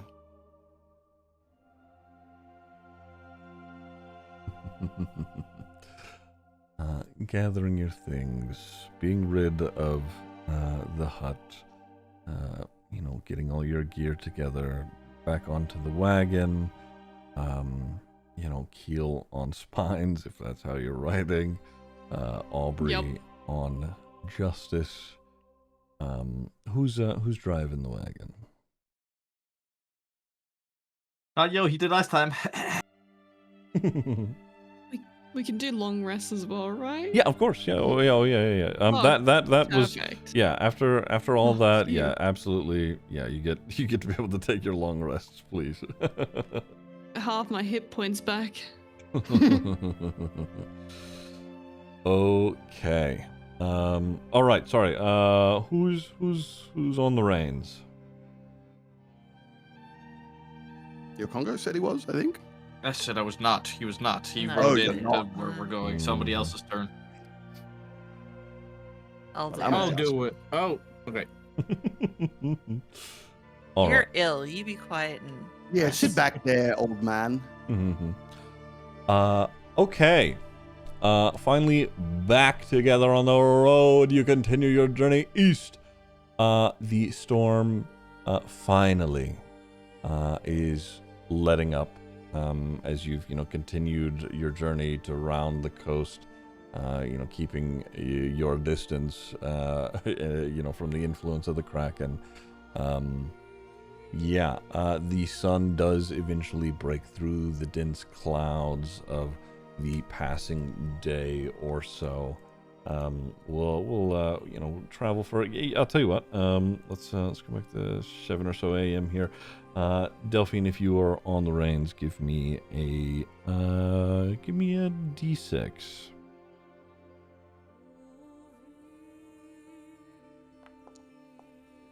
Okay, we get about 3 hours down the road. Let me go ahead and there we go. We can stop the rain as it finally clears up and the sun ends up coming through.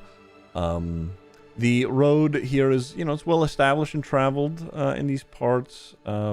The forests are less dense here and are giving way to more tall grassy fields with wide open ranges. As you continue to travel along this road, let me see here. Right, there's that. Hold on. On the crest of some very small hills, you see a couple of distant structures that come into view. There is a singular windmill that looks a bit overgrown, but still functional, with some lantern light coming from it, implying someone is home and is living there. There's a small bit of smoke that can be seen coming from the chimney. And you can smell a fresh, home-cooked meal on the breeze. The house sits connected to the windmill itself. It's just off the, in this area, the now safe coastal shores. It also appears to have a small vegetable garden that looks better tended to than the rest of the house. To the left of this structure is a large 5 or so story tall tower. It is made of stone, but it seems that it is in ruin, as it has large gaping holes in its sides, along with aged scorch marks that have melted the rocks in several places. These burns seem to be why the structure is still kind of standing at all. Hold on, I have a visual here somewhere, I'm sure. A moment. Here we go. It's a little bit taller than the visual here is going to imply, but all the same. Anyway, these burn right. Moving forward, as it comes into sight more, you can see that the soil beneath it does not have the normal grass of the surrounding lands. Its dirt is barren and turned into a bright, burnt orange. There is no moss or old vines that crawl up the sides of the stone. No matter how old or abandoned the ruin may look, it seems that plant life can find no purchase for living on it anymore. No role necessary here. Rare as they may be these days, stories have been told far and wide across Literra about creatures that cause only this particular brand of destruction. Heat so hot that it melds minerals together, flames so intense that life never returns to the earth it envelops. This is the work of dragon's fire. Wait, out here? Shake. You are approaching and sort of on the start of the Road of Ruin. The tower sorry, go on. Go on.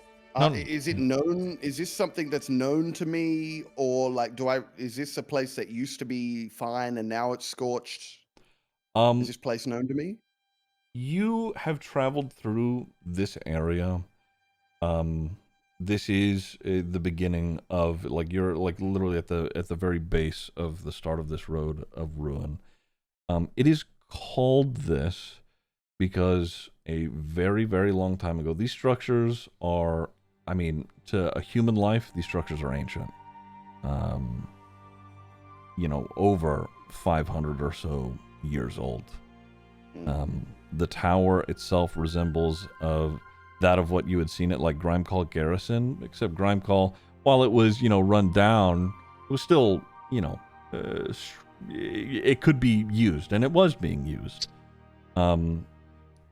Towers like that, and like this one, served as defense against various creatures that hunted these plains, especially the dragons.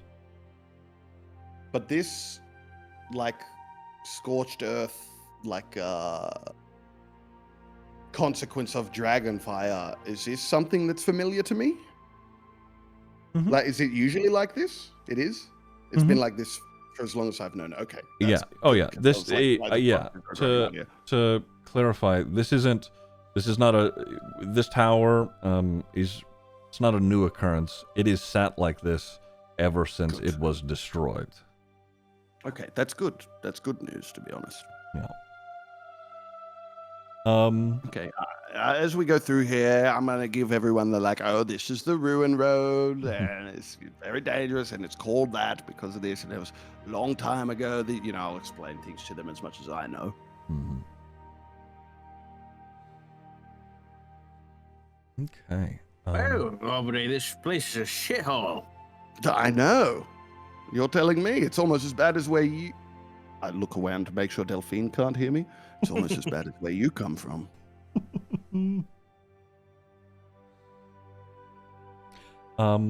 So, do you think this is like one of the... Isn't we going to get a dragon that's like trapped underneath? No. This has been like this since before I was born. Oh. They don't call it the ruin road for nothing.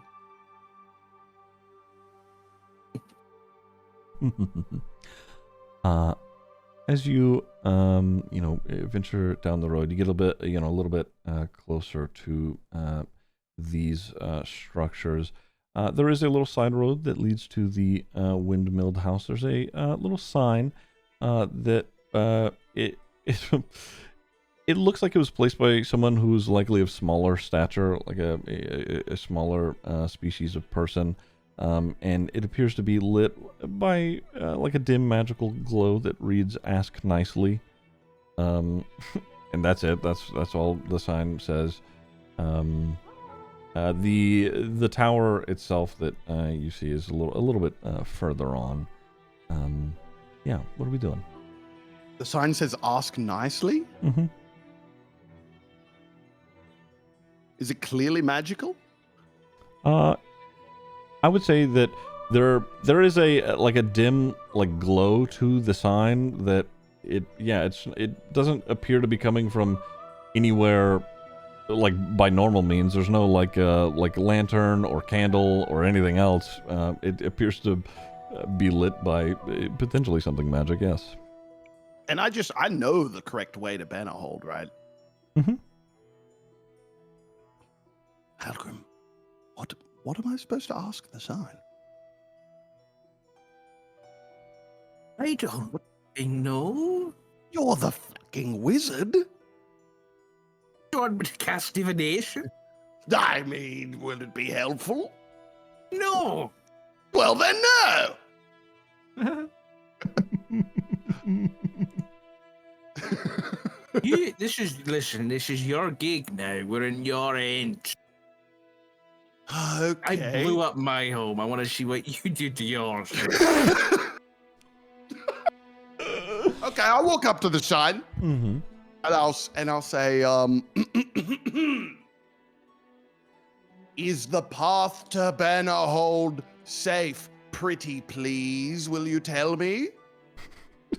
It says ask nicely, so. Pretty please with a cherry on top. Give me perception quickly, Aubrey. Okay. +0. 7. Hilarious. Walking up to the sign. This is so funny. Walking up to the sign, as soon as you step directly in front of it, you feel there's you ask your question, but taking just a slight step forward, you feel a little resistance in the step, and out from next to the sign, a metal device it shoots up out from the grass. You know what? Hold on. Since we're let me do this quickly. No, worry not. I think I have this. Yes. You say that, and I'm worried. Here we go. Right. Okay. A metal device connected to some piping springs up from the ground from underneath like a grass patch. There's like as soon as it like comes up, there's like a little grass patch that sits on top of it, and it appears to be some sort of sound speaking device, some sort of like potentially mechanical thing, and you hear from the other side. What? Who's there? Oh. Hello. We are passing through. We request safe passage through to Bannerhold. Whoever you are. All right. Are you staying on the road? Are you coming in? Well, we were just going to stay on the road. Should we come in? That's entirely up to you, I suppose. Is the road safe? Sometimes. So far, it has been. No, I was answering the question that you asked me. Oh, that's right. I'm sorry. I forgot I asked that. Well, so we're free to pass? Should you choose? Yes, there have not been. And there's like a pause. You can hear some like shuffling around in the background, like he's trying to like go through some paperwork. There's not been sightings recently, so no great beasts yet. Sightings of what? Dangerous creatures on the road. That's good news. What is your name? I'm Weldon Balsamp. Well, Weldon Balsamp. I am Aubrey de la Costa. Aubrey Reginald de la Costa II of Bannerhold. We will be passing through if it's all the same to you. There's, you say your name, there... Oh, no. There's a pause. The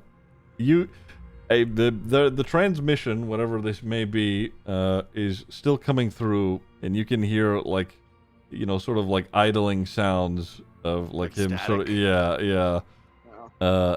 And he's... What are you doing this far out? Do you know me? I know your family. I've been gone for quite some time. I'm making my way home. They're probably looking for you, you know? Oh, they certainly are. Where did you go? A long, long way away, where none of them could find Aubrey, me. I don't think you need to shout. Actually, I don't think. Really? I think. Yeah, I think. I don't think you need to be in your fucking life story either. Oh, sorry. A long way away, where they couldn't find me, but now I'm on my way back, and I don't know why I'm telling you this.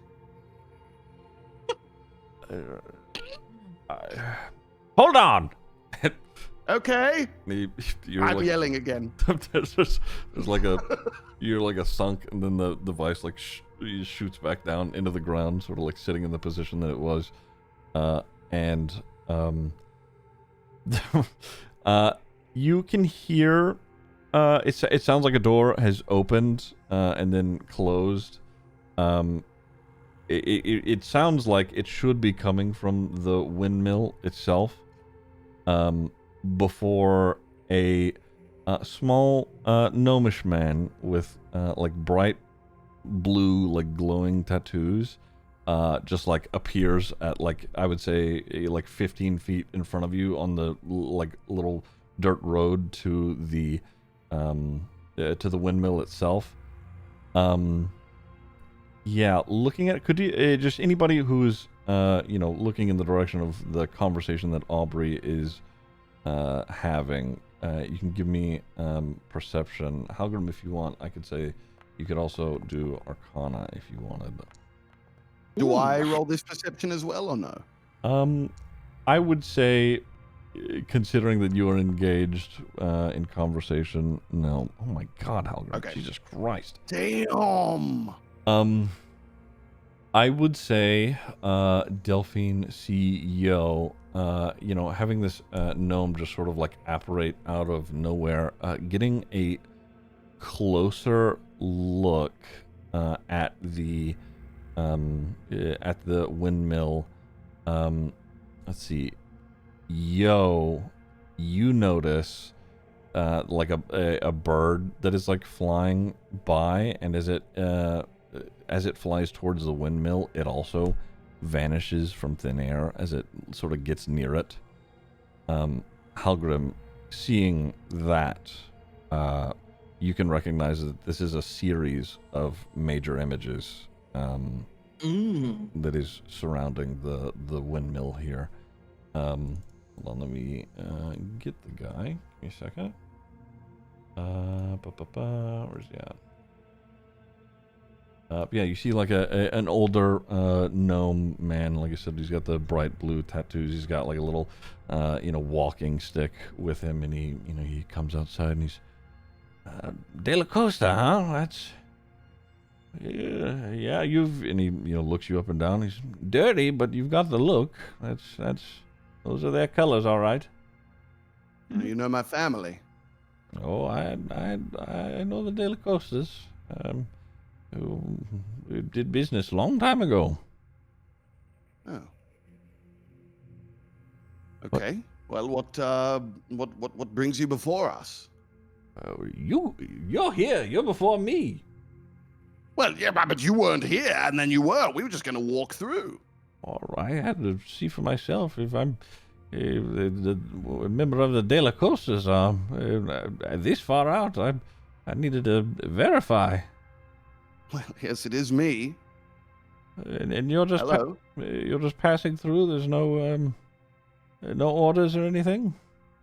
No orders. We make our way to Bannerhold. I see. You seem to have a varied traveling party here. What is, if you don't mind my asking, my lord, what is your purpose?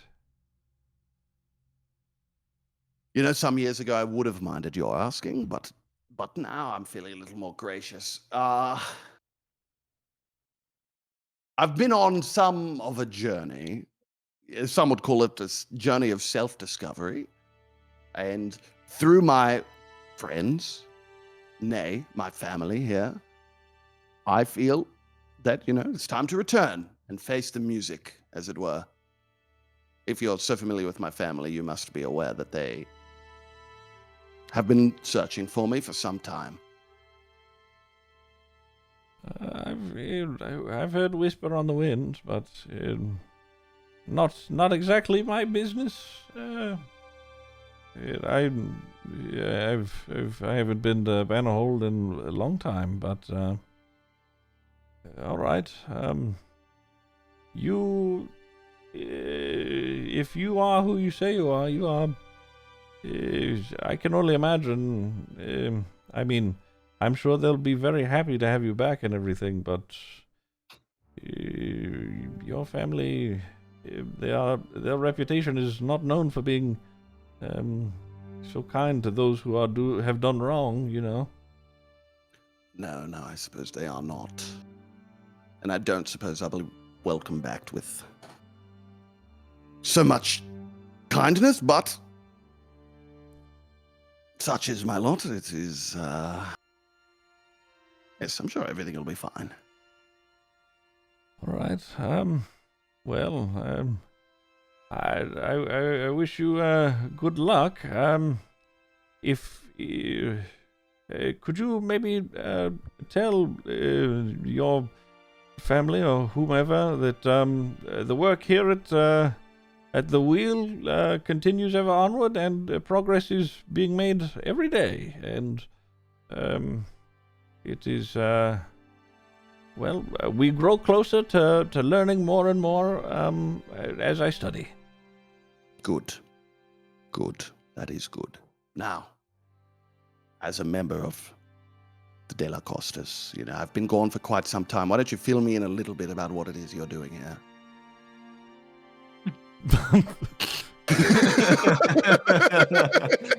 It's worth a shot, guys. It's worth a shot. Give me persuasion, Aubrey.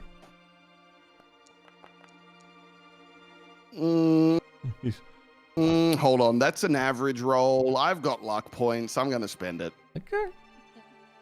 Yeah. Worth it! 22. He sort of he does like a little bow, and he's oh, of course. I mean, even before I had left Bannerhold, I've been studying the ley lines of the land. Every part of it has innate magic in it in some way, especially, and he sort of like gestures out towards the ocean, especially flowing water. The flowing water, as you know, is it comes in from the ocean and has been used in Bannerhold. I'm trying to, the more I study, the more I figure out more ways to improve upon the magics that it can be used for. That is what I do here at the wheel. Fantastic. Fantastic. I'm sure it'll be great news to my family. Are there any significant research notices of extreme importance that I should relay to them? Any new discoveries? He sort of does this thing where he raises his brows and he looks at you, and there's like his eyes like shift to everybody else like near the wagon, like sort of unsure if he should say what should be said. They are with me. They can be trusted, I assure you. Yes, my lord.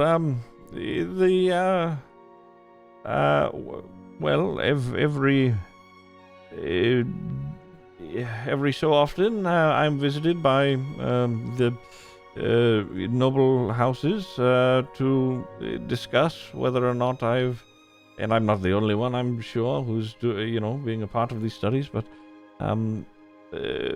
discuss the magic of the waters that flow through the city, and if they can be altered to be used for additional purposes instead of what they currently do. Of course. And you have found some additional purposes?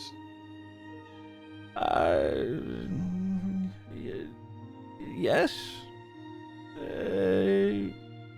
It's not functional in this very moment, but I think that it will be of use in the future.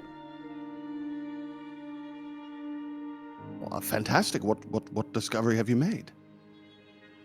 Well, the hope is that no longer would the water necessarily be able to control the body, but in addition to the mind. The mind? Yes. Well, that would be quite something. Well, it's not. The research isn't fully complete yet, so I fear it is. Remind me of your name once again, friend. Weldon. Yes.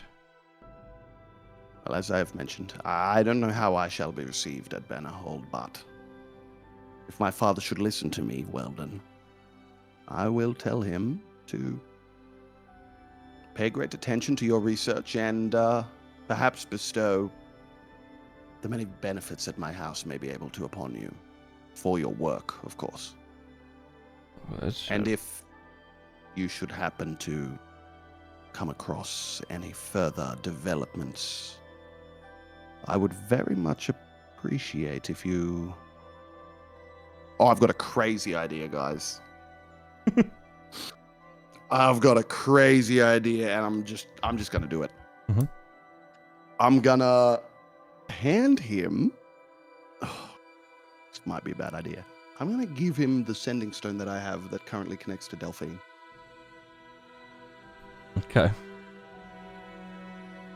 If you learn anything more about Interesting idea. controlling the mind, I, as a member of House de la Costa, would appreciate it if you let me know first. And I'll also, while I give him the sending stone, in the same hand, I'll also give him 30 gold pieces. Okay. Give me persuasion, Aubrey. Okay.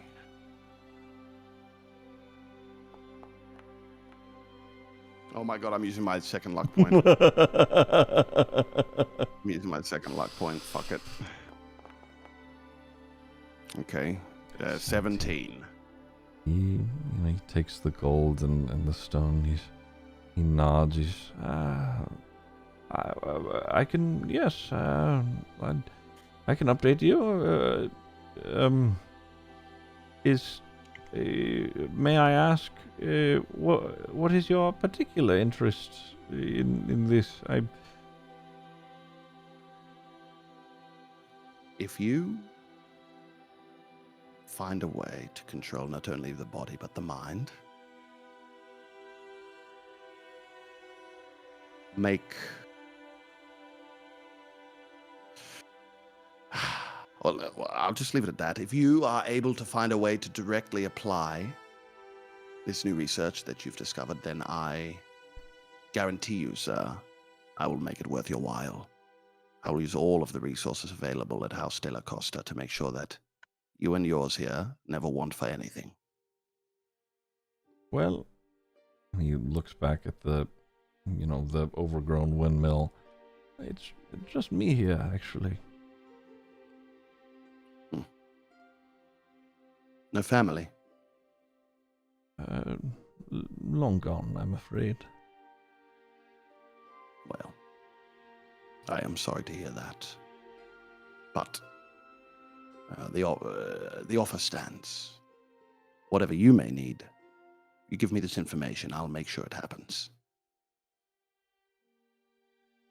He does like a curt nod, and he's, well, that's very kind of you, my lord. I will, if there are any developments, I will let you know. I'll put my hand on his shoulder. My family may not be known for their kindness, but I am not my family. Understand? Well, if you were your family, you wouldn't have asked. You would have just demanded, so. Quite so. Well, thank you for your time, for the information. And I have a feeling this won't be the last time we speak. Well done. Weldon? Was that his name? Weldon, yeah. Weldon, yes. All right, well, I mean, I've sort of made the assumption, but I would imagine that your name is Aubrey? Yes, Aubrey Reginald de la Costa. Oh, that's right. You did say it over the speaker. My memory is going, isn't it? All right. Well, a safe journey to you and yours, then, yes. And you, my friend. Thank you. And he sort of looks beyond Aubrey to everyone else. What is Halgrim doing in this moment? Where's he at? Well, I was going to say, but I didn't want to interrupt. Mm-hmm. If Halgrim knows this is an illusion. Mhm. Can he see through it and see what's actually going on? What did you roll for Arcana again? It was something crazy. 23.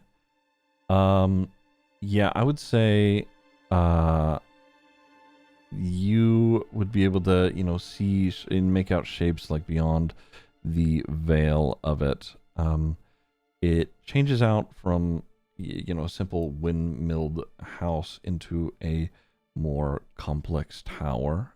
It still does have the 4 blades that seem to be capturing the power of the wind, but they are more mechanically connected down into the full structure of it, along with the make of the building being made out of much more of that sturdy stone, similar to that of the ruined tower.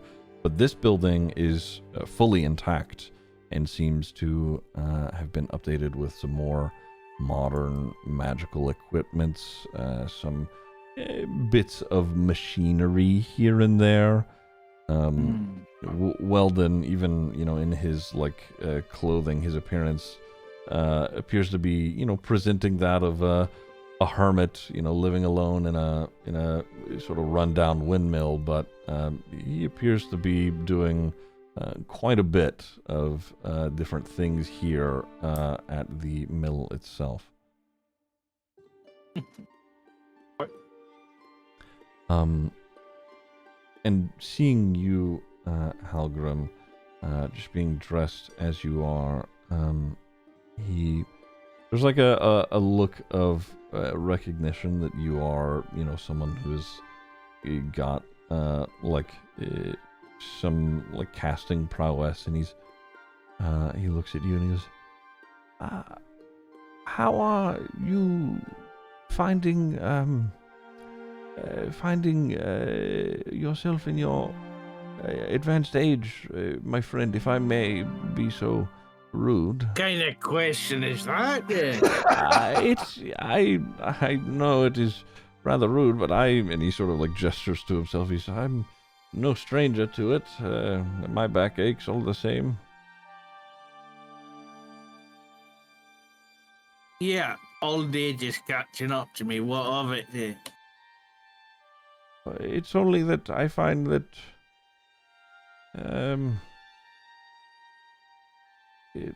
does the magic, does it bother you? Does the magic bother me? He nods. No.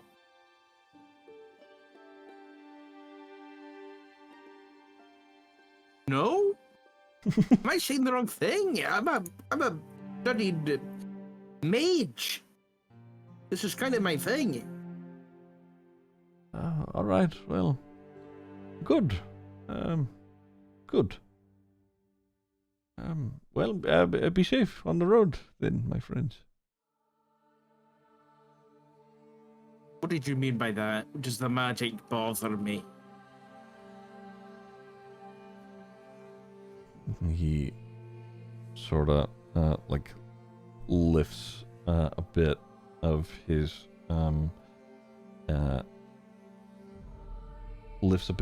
pants up sort of where his shin is, and the tattoos that run down his body, the bright blue tattoos in this particular portion of his leg, they've turned a sort of hardened crystalline stone, prismatic, a sort of hardened area down his leg. It's sort of apparent why he's using a walking stick now. The entire bottom portion of his leg is turning into this crystal. It's like a mesh of crystal and skin.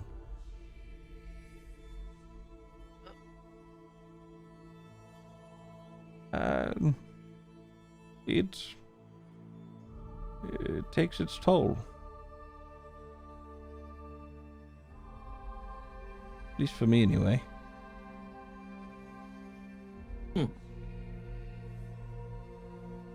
Well, if you ever figure that out, let us know. He nods.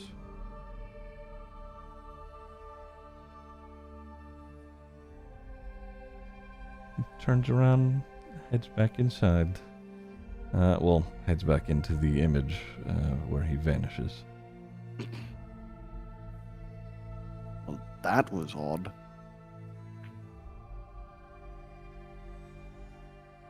That was really odd. Yes. What do you suppose is going on with his leg? Have you ever seen anything like that? Why?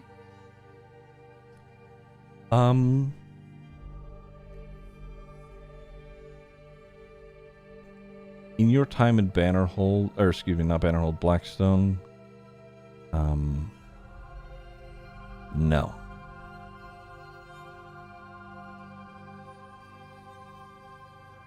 Delphine is going to shake her head.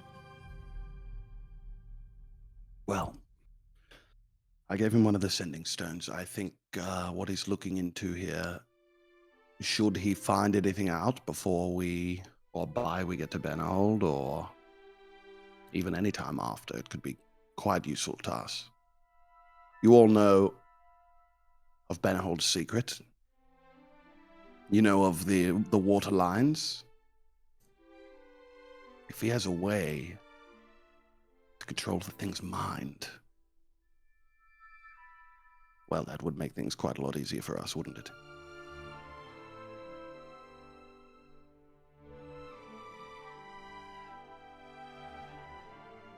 You want to control people's minds? Not people's. No. Right, but that's probably what the nobles are asking about, eh? Well, yeah, of course. I mean, the waterways of Bannerhold, as we have discussed, are used to keep this great beast in check. If the nobles of the city have a way to also control its mind, undoubtedly that would be of interest to them.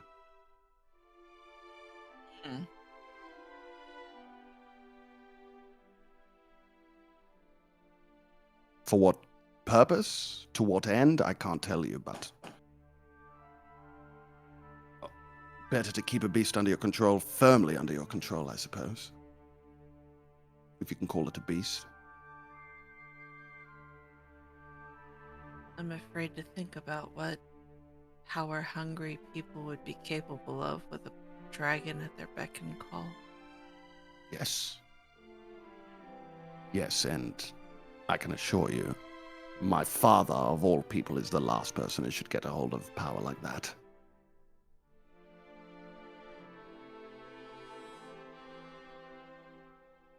That is where we will call this week's Oh, session. Oh dear, oh dear, oh dear. Wait, this was a crazy session. Ziggy, how the fuck do you spell that guy's name? Because I shit you not, I wrote down Weldon Balsamp, Ballsamp.